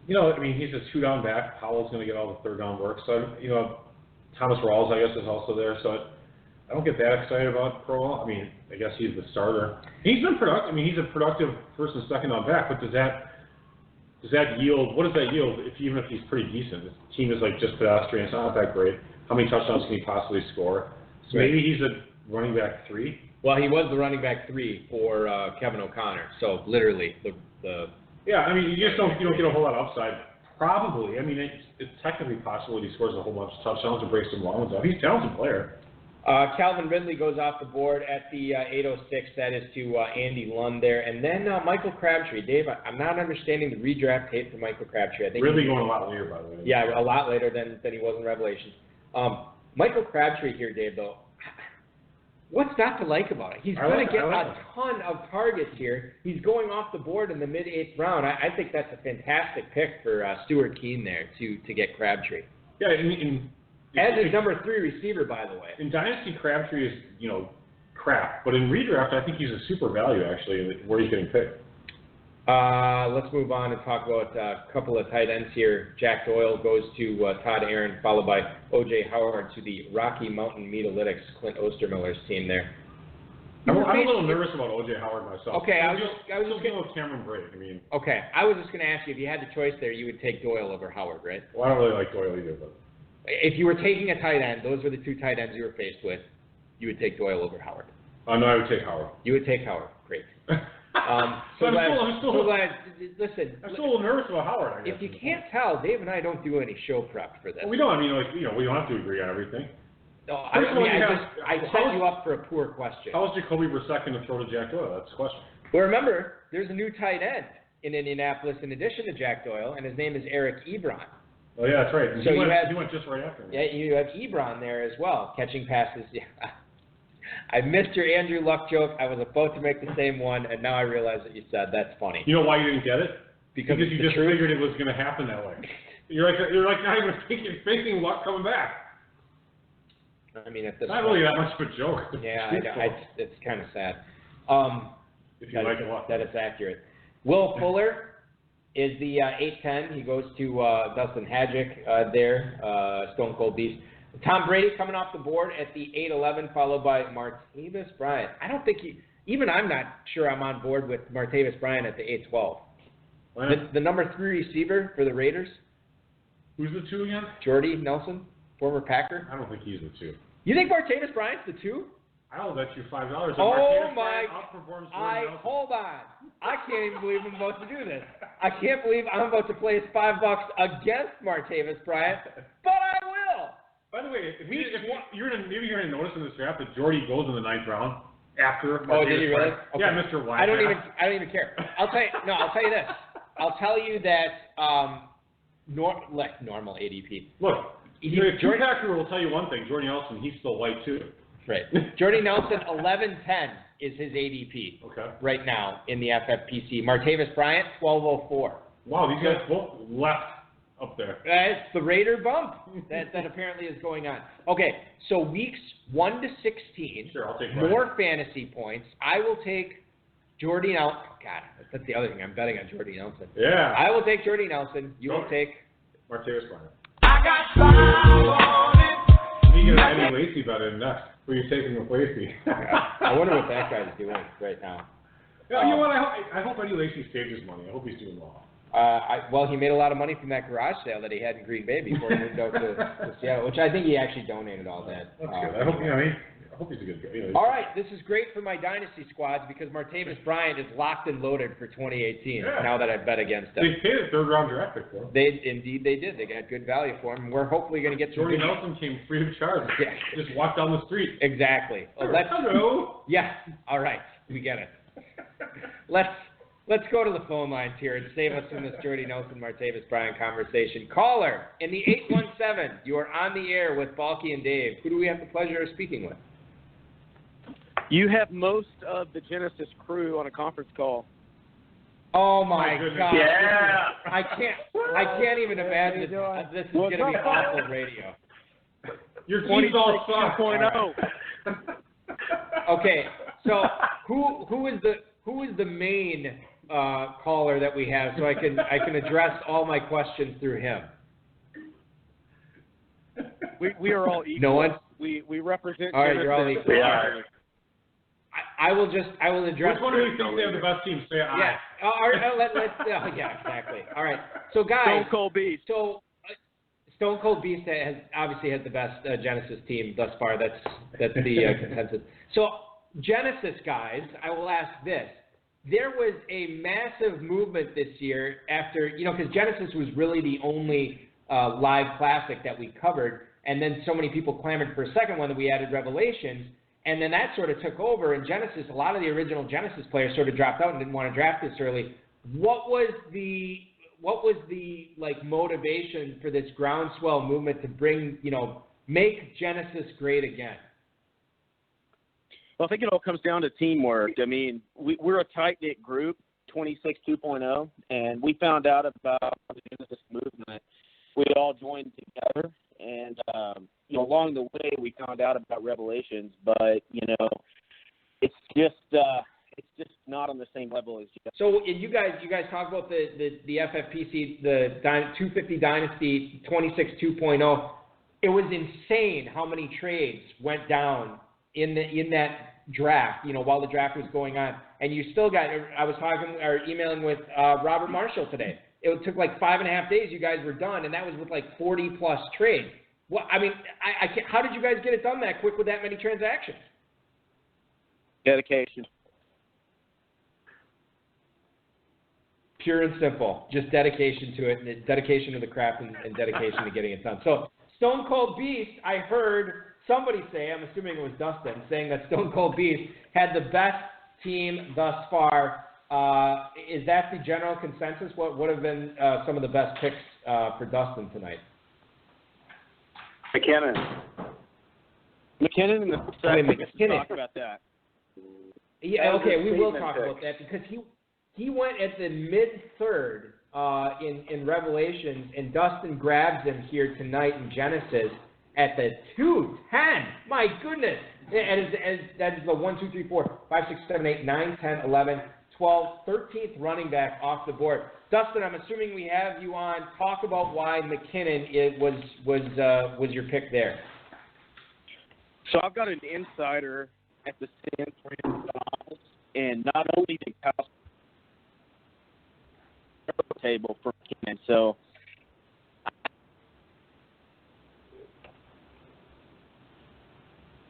Dustin, you were breaking up a little. Yeah, you were breaking up a little bit there, but it sounded like you had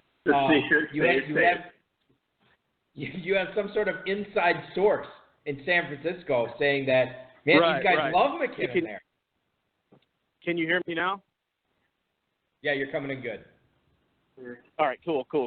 So not only did Shanahan jump on the table for McKinnon, he broke the table. So the 210 was easy value. I mean, McKinnon there is a fantastic pick. You get Tariq Cohen, a guy I like in the 7th round. And I like the Duke Johnson pick now that we know Barkley will not be playing in Cleveland as a good pick in the 9th round there. Talk a little bit about Ricky Seals-Jones. Is this going to be the breakout year for him? He's a tight end, obviously, in the FFPC this year. You get him in the 12th round. There was a blurb out on him today that he's going to have an expanded role in that offense. What about Seals-Jones?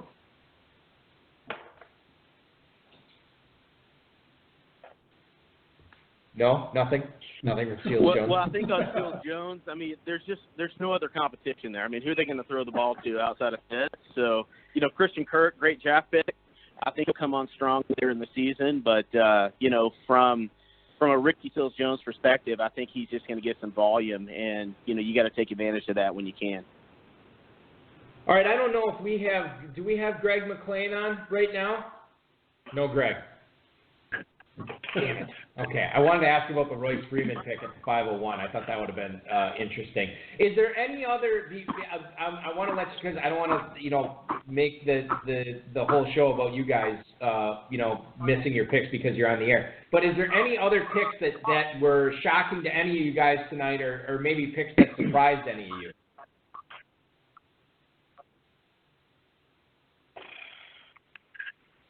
I'm a little surprised Barkley slipped 1.7.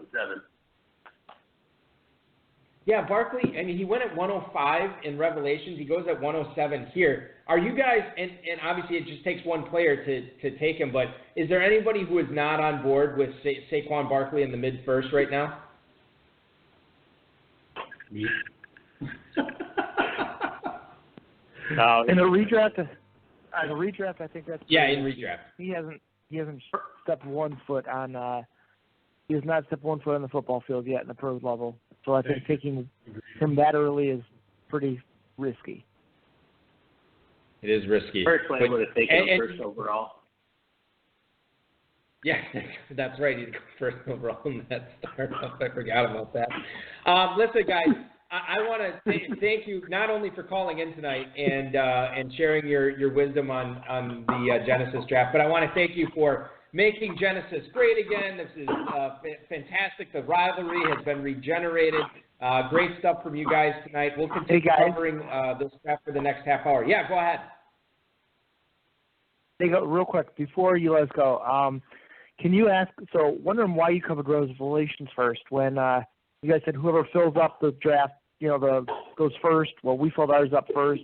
And then there was the Twitter feed thing where we won the the likes and the retweets and stuff. We won that. Just wondering why you covered the Revelations first. Yeah, that's a great question. Okay.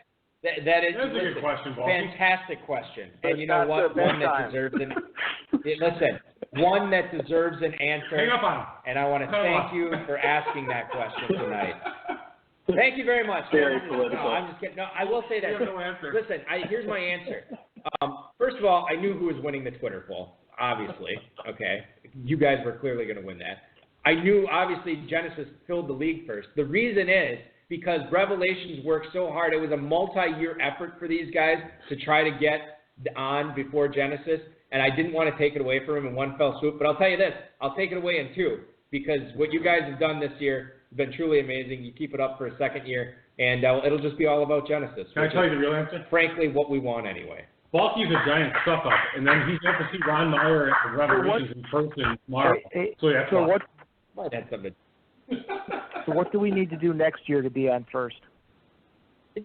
Nothing more than what you did this year. I will guarantee you guys are on first next year. Really? Sure. You got the Gerzak guarantee, so congratulations, you guys. That's it. You're locked and loaded. Yeah. Lock it in. I got 5 on it. Mark the tape. Rob will mark the tape. I'm not putting 5 on it because I want to put Genesis on first next year now. So I'm not going to bet on that because you guys are going to be on first. All right. Thanks so much, guys. We're going to get back to covering your draft here. I appreciate you guys calling in and all the great stuff that you've done for 26 2.0 and Genesis as well. Good luck the rest of the way, and I will talk to you again soon. Thanks, guys. Later, boys. Later, boys. Hey, guys. All right, Genesis That's pretty cool. calling in from the conference call. That is a first for the High Stakes Fantasy Football Hour. We've never had that before. I don't know how great the audio was, but I'll bet my codpiece on it that they go first next year. Nobody wants that codpiece. Thanks to Shane Thiel, I like that. All right, so we will. That's so great. The Genesis guys are as Revelations guys are great. Genesis guys are great too. Everybody's great. Everything's great. Let's get back to this 9th round. Theo Riddick at the 901 to Greg McClain. Eric Ebron right after that. We talked about him at the 902 to Jake Delight. And then Duke Johnson, 903. Chris Hogan at the 904. Dave, you say Julian Edelman is a risky pick in the 4th round. Does that make Hogan a nice little sleeper in the 9th? Exactly. That's exactly what it makes him. You'd be on board with Hogan in the 9th? I would. All right. Why not? And the guy went, the next 2 guys too aren't too shabby. Yeah, let's talk about him. Rex Burkhead, his real-life teammate, goes to Todd Aaron as his number 3 running back. Partnered with Sony Michel, by the way. Let's talk about that a little bit. Is that a good pairing to do this year in fantasy drafts? Getting Michel, getting Burkhead? Better in best ball. But I mean, you see what happens if one guy gets hurt. That's actually kind of good for you. Supposedly they're going to play. It seems like they're going to play different roles in the offense, right? Is Burkhead going to be more of a first and second down guy? Well, I don't know because I think they do a lot of the same stuff. Right? It's not Mike Gillislee. Who the hell knows, right? Mike Gillislee and Jeremy Hill. Can we agree that one of those guys is making the team and one of those guys is making the team? I'm going to guess that Hill makes it and Gillislee is not, but who knows? I don't know. Sony Michel currently going at 503 in FFPC drafts. And Burkhead, you can wait all the way until the 8th round, 803. So certainly in best ball, maybe that's a little bit more tenable. I believe I'm using that word correctly. Sure. To do that there. But you can do it in classics like this, and certainly locking up, a very good offense's running game. I mean, those are the two pieces I'd want. Maybe James White enters that. But, I mean, James White is super frustrating in this format because you'll never know when to start him. Right. Unlike Cooper Kupp. Yeah, Cooper Kupp. Your boy, Cooper Kupp. The number 4 receiver drafted tonight by Stuart Keene. He goes in the 9th round. Cooper Kupp, I think, is going to be on a lot of your teams this year, Dave. He's already on a lot of my dynasty teams, so he might be. Cooper Kupp. Followed by another one of your favorite players, the anti-Gerzak pick, Randall Cobb. I'll make a bet on him. I just keep cashing my paycheck. I'm telling you, man, Cobb. I think he is going to have a good season this year. I'll take Kupp versus Cobb. No, I want to do that. Why not? They're right about the same spot. In this draft, hold on. Hold on. Maybe I'll do Fine, it. I'll take DJ Moore against Cobb. Hold on. Okay, yeah, Kupp's going almost 3 rounds ahead of Randall Cobb. All right, well, sorry, I didn't know that. Okay, DJ Moore, you would take over Randall Cobb? Sure. That's not even fair. You're right. You're going to lose. Okay. DJ Moore, fantasy points versus Randall Cobb sure, in 2018, weeks 1 to 16. Fine. I'll take DJ Moore. Well, you know what? I would have won that bet in 2016, too. I got 5. So DJ Moore, if he gets like 700 yards and 4 touchdowns, he'll probably win. This is a guy, okay, you already said Devin Funchess is the wide receiver 1 on this team, and now you just put $5 on Moore beating Randall Cobb. Yeah, because Randall Cobb sucks. Randall Cobb cannot stop hurting you. Randall Cobb, I mean, look at his fantastic year last year. 66 for 653 and 4 touchdowns. Oh, wait, you know what? Rodgers was, not full strength. How about the year before? 60 for 610 and, 4 touchdowns again. He's a piece of crap. You think DJ Moore's going to put up better numbers than that in his rookie year? Yeah. In Carolina? Absolutely. DJ Moore is going to be a WR1, mark my words. Yes, he is going to be. Not this year. He will. Yeah, some receivers do well their first year. Maybe not 1,210, but they do pretty well. Yes, pretty well. Almost as good as Randall Cobb. I love how, by the way, I throw out 604 touchdowns, and you really don't dispute that too much. Yeah. I mean, he should actually. Even I think he'll do better than that this year. Well, I've come to understand certain things you say on the show are clearly in jest. That was one of them. Was Ty Montgomery moving back to receiver is a question. I don't think he is. No? Dave, what would you do in the FFPC? I'm not going to wait for that. What would you do in the FFPC? When are you going to switch Ty Montgomery back to wide receiver? You know what? I hope he stays. I actually did see a position change today from Arizona. Elijah Penny is switching to fullback/tight end. So how are we going to handle that? Yeah. Well, I guess we'll make him he's both? Yeah, that was a Roto World blurb. I mean, obviously the NFL is only going to list him at one position, so maybe he doesn't change position. Whatever he's at. I mean, yeah, people got upset because who was it? Jalen Samuels. Jalen Samuels, yeah. Yeah, the team moves him from tight end to running back. What are we supposed to do? We don't need to get into this. I mean, you got to do what you got to do. Yeah, I get it. Okay, so Ty Montgomery goes right after Randall Cobb, and then DJ Moore, actually. Is that why I didn't even notice this. Is that why you chose Moore versus Cobb? Yeah, I mean, I knew they went around the same spot. Okay. Yeah. I honestly don't know where DJ Moore was. I also don't know his ADP either. 1406. All right, so it's lower. Yeah, a couple of rounds. But you're a big believer. But keep in mind, I think that ADP is a little up. This Genesis and Revelations are setting. They are setting it. It's going to be totally different tomorrow when the Football Guys Players Championship launches. You want to be a part of it, myffpc.com/footballguys. Check it out. There's spots still open for tomorrow's draft. And by the way, if you want to draft on Sunday, yours truly will be commissioning. I can't wait to check it out and see how it's going. Jordy Nelson right after DJ Moore. He goes to Biplab Mandel. Boy, Doug Baldwin, Pierre Garcon, Jordy Nelson going for the all-age team at wide receiver there. You have to have Josh Gordon in there as well. And he's not young either. But Biff Lab's a person who obviously is able to, at least on a receiver basis, he's taking young running backs and older wide receivers. That's generally a smart move. Yeah. Wait, young running backs, older receivers? Yeah, because young running backs are good. Young running backs, by the way, this is when they have the fewest injuries, the fewest tread on their tires is when they are young, and we've said it before, running back is usually, as far as the from the college game to the NFL game, it's the easiest position to acclimate to. Easier than tight end, obviously. Easier than wide receiver. It's a hell of a lot easier than quarterback. And as far as skill positions go, that's all we care about. Jordy Nelson goes here in the 9th round to Biff Lab. We mentioned that. Sterling Shepard right after that to Fantasy Dum-Dums, or as you call them, Fantasy Smarts. That's Robert Marshall there. Cam Newton completing round 9. Let's get into round 10, Dave, because there are some interesting ass picks here.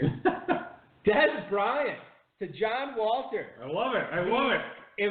Free agent Des Bryant. Yeah, the unemployed Des Bryant. Currently, I'm making more money than him. Sans endorsements, obviously.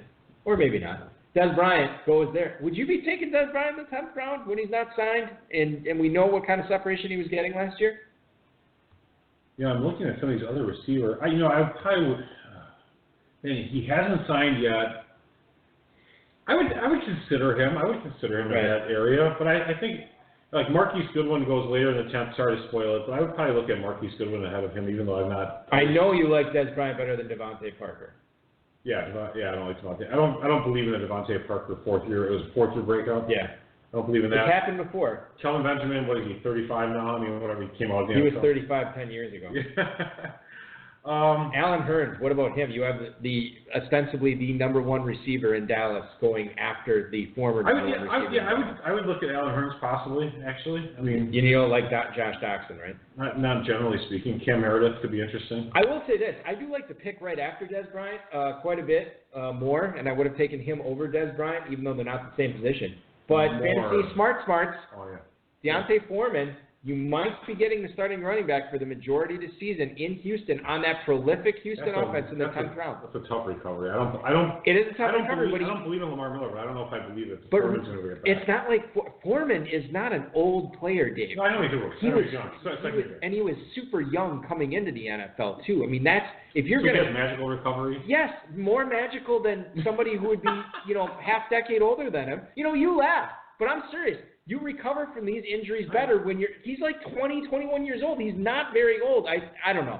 It's a significant injury, but you're talking about the 10th round. The upside there is pretty massive. The torn Achilles are super hard, but we'll see. Yeah. It was Achilles, right? Yeah, Achilles.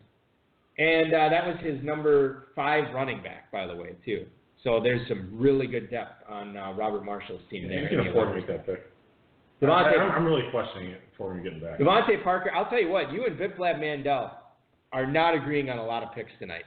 I like Bip a lot. We can agree on a lot of stuff. No, we're just talking about your picks. You guys are best buddies in real life. But I'm just saying, not agreeing a lot on fantasy this year. That's all right.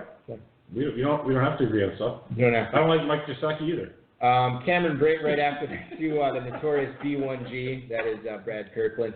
Followed by Kelvin Benjamin to Kevin O'Connor. I noticed that's a timeout pick. I wonder if he was making a pick in Revelations at the time and timed out on the Kelvin Benjamin. Yeah, maybe you should use the incognito window. Marshawn Lynch to Saquon Nicks in the 10th round. Dave, a starting running back on what should be a good bounce-back offense. I'm on board with Marshawn Lynch in the 10th round. Lynch, he played a few games last year. It just seemed like he barely played or he wasn't producing, but I guess he technically was on the team. It just seemed like he didn't get enough playing time, and I haven't been listening to Stupid Gruden and what he's been yammering about, so I really don't know enough about Marshawn Lynch and what the supposed usage is going to be this year. Right. Last year he had 207 rushing attempts, 891 yards, 4.3 yards per carry, 7 touchdowns, 20 receptions. It's just he's kind of playing once in a while. I guess I look at the threats to him there. I guess it's the 10th round. They didn't do anything in the draft really at running back. I know. Yeah. And you have DeAndre Washington, Jalen Richard, and Doug Martin. Basically the same career. Yeah. Doug Martin might not even make the team. Doug Martin's terrible. his career is over. Yeah. Anyone wants an Empire Swagger for a 4th round pick, feel free. What do you make of what the Raiders are doing, signing all these veteran guys? I think the game is past John Gruden by. We're going to find out in about 3 years when he gets fired. Right, okay, that's fine. But 10 years, $100 million, that's a lot of money. Let's talk about how do you apply this to fantasy? Yeah. Because this I like Amari Cooper, and I still like Amari Cooper, but the way I see this team managed, it's scaring me quite a bit. I kind of agree. Jordy Nelson. He could. Jared Cook. Yeah. Marshawn Lynch. Well, Lynch was there.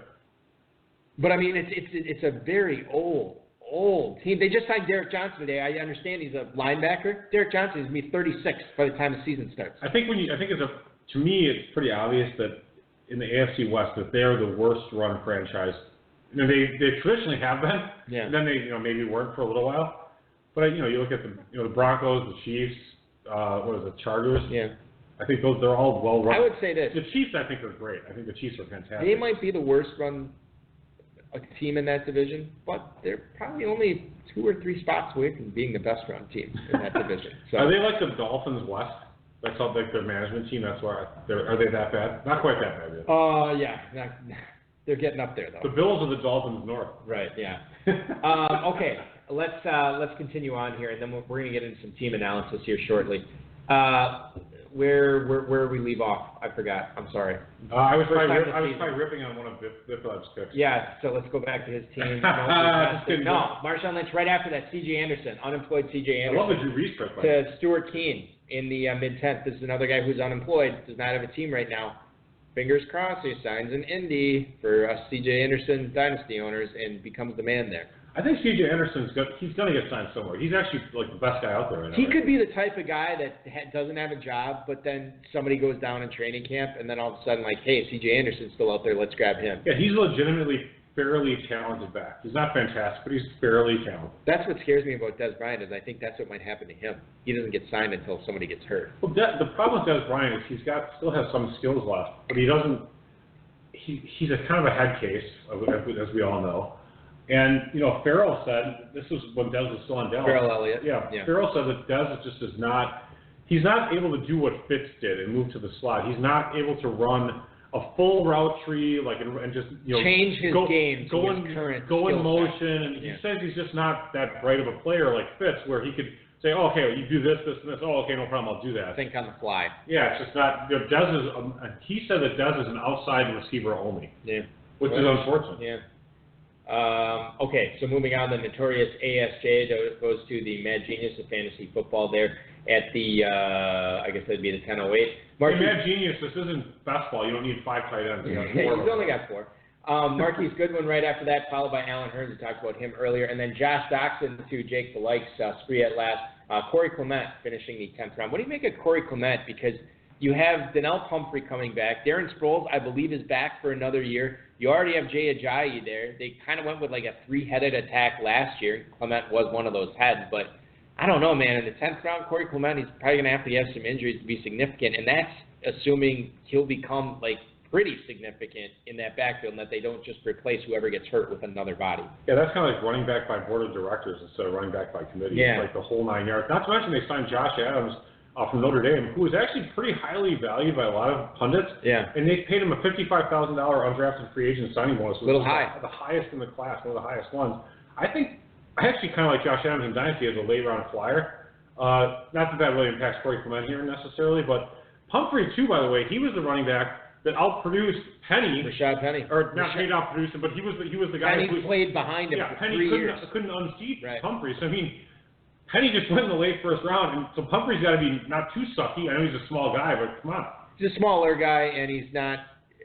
I believe he doesn't have a team that views him in the same role as Seattle views Rashad Penny. I'm sure, obviously not. I had a great point. Josh Adams, by the way, as long as you're singing his praises, bear in mind, he ran behind 2 guys that went the top 10 of this NFL draft.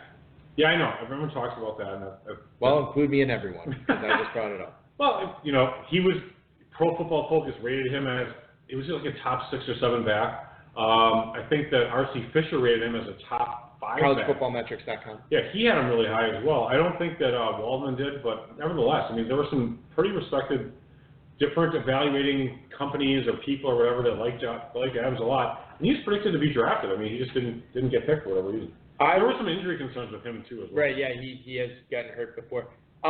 You're not drafting Josh Adams in a 20-round league, though. No, I would not. Best ball. I would look at him there. Yeah. Why not? Okay. We're in the 27th round. I mean, who gives a crap? Moving on, that was where were we? That was the 10th round. Okay, so kicking off the 11th round, and this will be the last round, and then we'll go through some team analysis. Cameron Meredith, Robbie Anderson, and Marquise Lee, 3 receivers kicking things off. You think Cameron Meredith's past this knee injury thing, and he could be pretty viable in that New Orleans offense?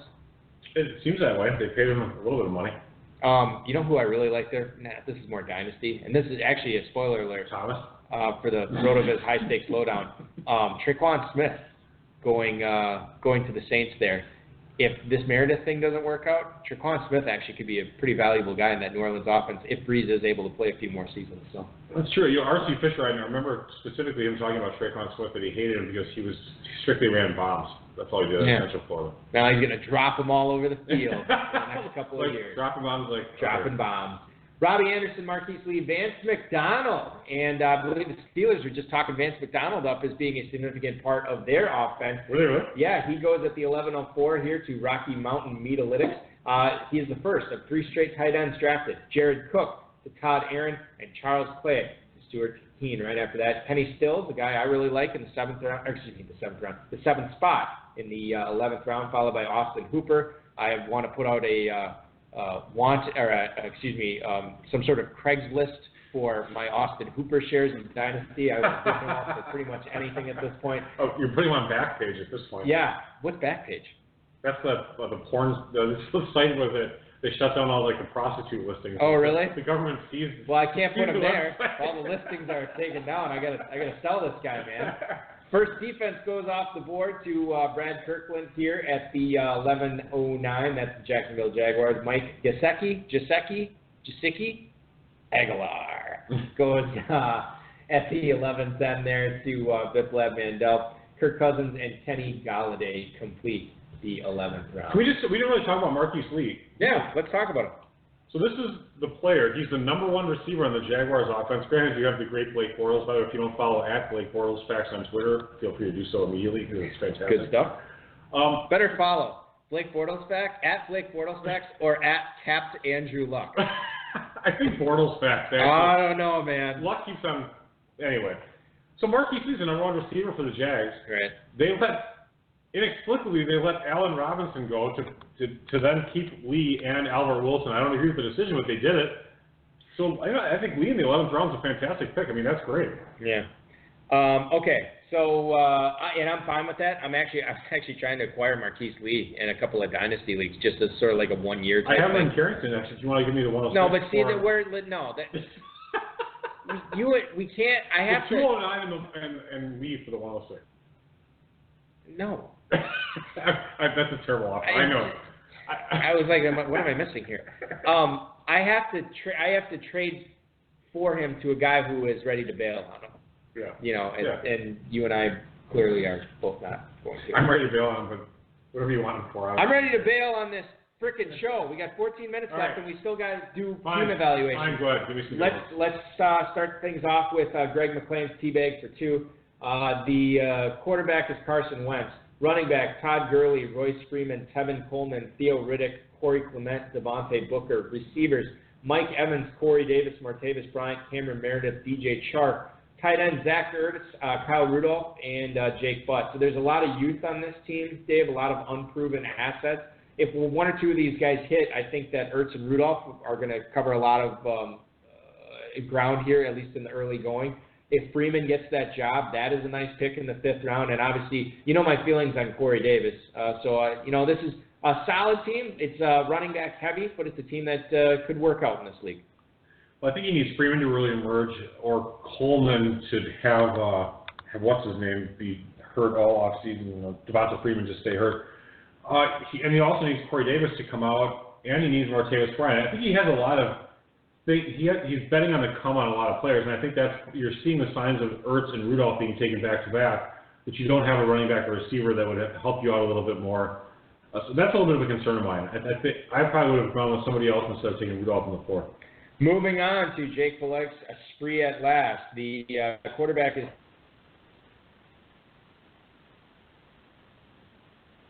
Jeremy Hill. Receivers, A.J. Green, Marvin Jones, Josh Doxson, Robbie Anderson, Jordan Matthews, John Brown. Receivers, tight ends, Jordan Reed, Tyler Eifert, Eric Ebron. So this is not my favorite team, but it's top heavy at running back. There's some question marks with the receiver depth. No questions with the tight end depth. The questions there, Dave, are just the quality of the tight ends. Yeah, I mean, he's going to need one of them to emerge, and he's going to need another one. He actually needs 2 of them to emerge to actually stay healthy and produce. He's got A.J. Green, Marvin Jones, Doxson, Robbie Anderson, those guys could be fine. Running backs are fantastic. I love the Brady pick. The team could do something. I mean, we'll see what happens. But if Reed, Eifert, and Ebron actually all juice up, then he's going to be in fantastic shape. Moving on to Dustin Hadjick's Stone Cold Beast, Patrick Mahomes and Alex Smith at quarterback, Ezekiel Elliott, Jerick McKinnon, Tariq Cohen, Duke Johnson at running back, Allen Robinson, Demaryius Thomas, Sammy Watkins, Will Fuller, Allen Hurns, Marquise Lee, Tyler Lockett, D.D. Westbrook at receiver. Tight ends are David Njoku, Ricky Seals-Jones, and Gerald Everett. Dave, I really like this team. The question mark for me is who's going to step up at tight end? Yeah, tight end is a big question mark. He waited super long on quarterback, which really benefited him largely at running back and receiver. So you look at his running backs and receivers, you got Cohen and Duke Johnson. Those are 3 and 4 running backs. Those are both great pass catchers. Robinson, Demaryius Thomas. I don't know about Sammy Waddle, see what he does. I really didn't care for the Will Fuller pick. I feel like that was not that great, but Allen Hurns and Marquise Lee, he made up for it with those. D.D. Westbrook was nice in the 15th round as well. I like this team a lot, but like you said, a lot of times it's the teams that look crappy at tight end are the ones that look great in all these other spots. So if Ricky Seals-Jones does come out and Njoku is the second year, he could emerge, absolutely possible. This team could be really good. Rocky Mountain Metalytics, let's get to them. Matthew Stafford at quarterback, David Johnson, LeSean McCoy, Chris Thompson, Latavius Murray, Matt Breida at running back. Devontae Adams, Alshon Jeffrey, Jamison Crowder, Chris Hogan, Marquise Goodwin, Tyrell Williams, at receiver. And the tight ends, Greg Olsen, O.J. Howard, and Vance McDonald. I don't have a problem with the tight ends. I think they're solid. I think the quarterback, Stafford, you're fine there. I like the receivers. Running backs are all right. I'm just questioning how deep they are. I mean, if LeSean McCoy does take a step back in that Bills offense, if he does go down, you're looking at Chris Thompson and Latavius Murray stepping up, and I don't know how valuable Matt Breida is. Yeah, Murray and Breida are probably not going to – I don't think not so much Hogan, but that's good. And Marquise Goodwin is a really nice player as well. But he's going to need help. I don't really believe in the backups at all. Let's move on to, Mad Genius of Fantasy Football. That's Todd Aaron. He has Deshaun Watson, Ben Roethlisberger as his quarterbacks. You're looking at Sony Michel, Carlos Hyde, Rex Burkhead, Giovanni Bernard, LeGarrette Blount, and Samaje Perine at running back. The receivers, Antonio Brown, Keenan Allen, Tyreek Hill, and then he waited all the way to Cortland Sutton and grabbed Mike Williams late. Tight ends, Jimmy Graham, Jack Doyle, Austin Safarian-Jenkins, and Jared Cook. Dave, the question on this team is, there's a couple of them. This New England running back pairing has to work out, and then those top 3 receivers basically all have to hit, which you would imagine that they would. Quarterbacks are fine, and then the tight ends, there's a lot of question marks there. But there's a lot of question marks there, so that's good that you have this, all these options to choose from there. The problem I kind of have is he went with 3 receivers early, and then from rounds 4 through 13, he didn't take a single other receiver. So your advantages you had totally goes away every single round that you pass on a 4th, 5th, and 6th wide receiver. I know you have to make up the other spots, but you kind of have to pepper a few in there. You can't start with 3 receivers and then have 4 tight ends go and expect your receivers to still be the strength of your team because it no longer is anymore. And then you're not getting enough value in FFPC scoring with all those extra tight ends in the rounds 8, 10, and 11 to really do that. So I don't care for the way that it worked out. I love the Deshaun Watson pick. I think that'll be interesting. But I think that we'll see what happens. I mean, he's really going to need like Cortland Sutton or Mike Williams to do something. Let's go to Stuart King's Lob 4. It is Russell Wilson at quarterback, Devontae Freeman, Joe Mixon, Marlon Mack, C.J. Anderson, Bilal Powell, John Kelly at running back. Receivers, DeAndre Hopkins, T.Y. Hilton, Michael Crabtree, Cooper Kupp, Rashard Matthews at receiver. Rashard Matthews is another guy I like actually this year, Dave. Delaney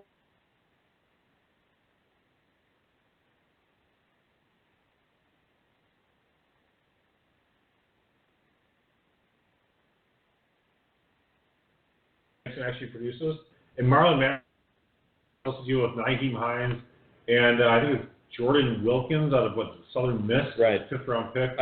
Did he go to Southern Miss? Ole Miss, Mississippi State, whatever the hell it was. Well, some SEC crappy team. But Marlon Mack, if he keeps that job and he actually does something that'll help him out. My question really is the running back. And C.J. Anderson, it's like just throwing, it's like having a joker in the deck. We'll see what happens with him.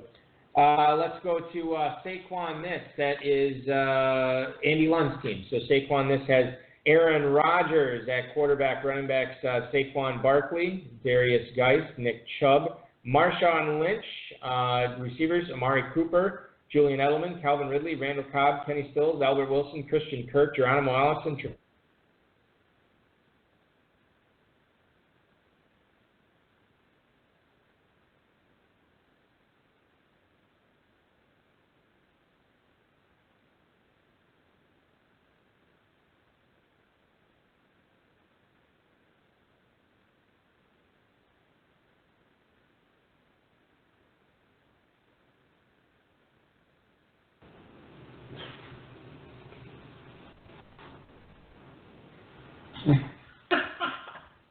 Did you hear this? Are Yeah. you hearing this? 60 seconds. So we're on right now. I want to apologize for the technical 60 seconds left there. Yeah, well, so 60 seconds. I'll wrap it up. I want to thank John Walter, Ron Meyer, Brian Holgen, all the Genesis crew for calling in tonight. Teams 9 through 12 were about tied. Yeah. They were all the best, though, those 4 teams. Really fortunate that it just worked out that way. I thought that was great. I want to thank Rob, Bryce for commissioning tonight, and of course all of you for listening and putting up with these technical difficulties. We will be back at our normal time next week, allegedly, at 10/9 Central, and Genesis Drafter. He was in the 1 spot tonight, Greg McLean. He will be our guest on the show. We're going to quiz him about this, and we'll talk about his draft there. Register for the main event, Best Ball Dynasty Leagues at myffpc.com. Football Guys Players Championship launches this weekend. Get in on the early bird. Good luck in your rookie drafts tomorrow and startups, and your weekend starts now.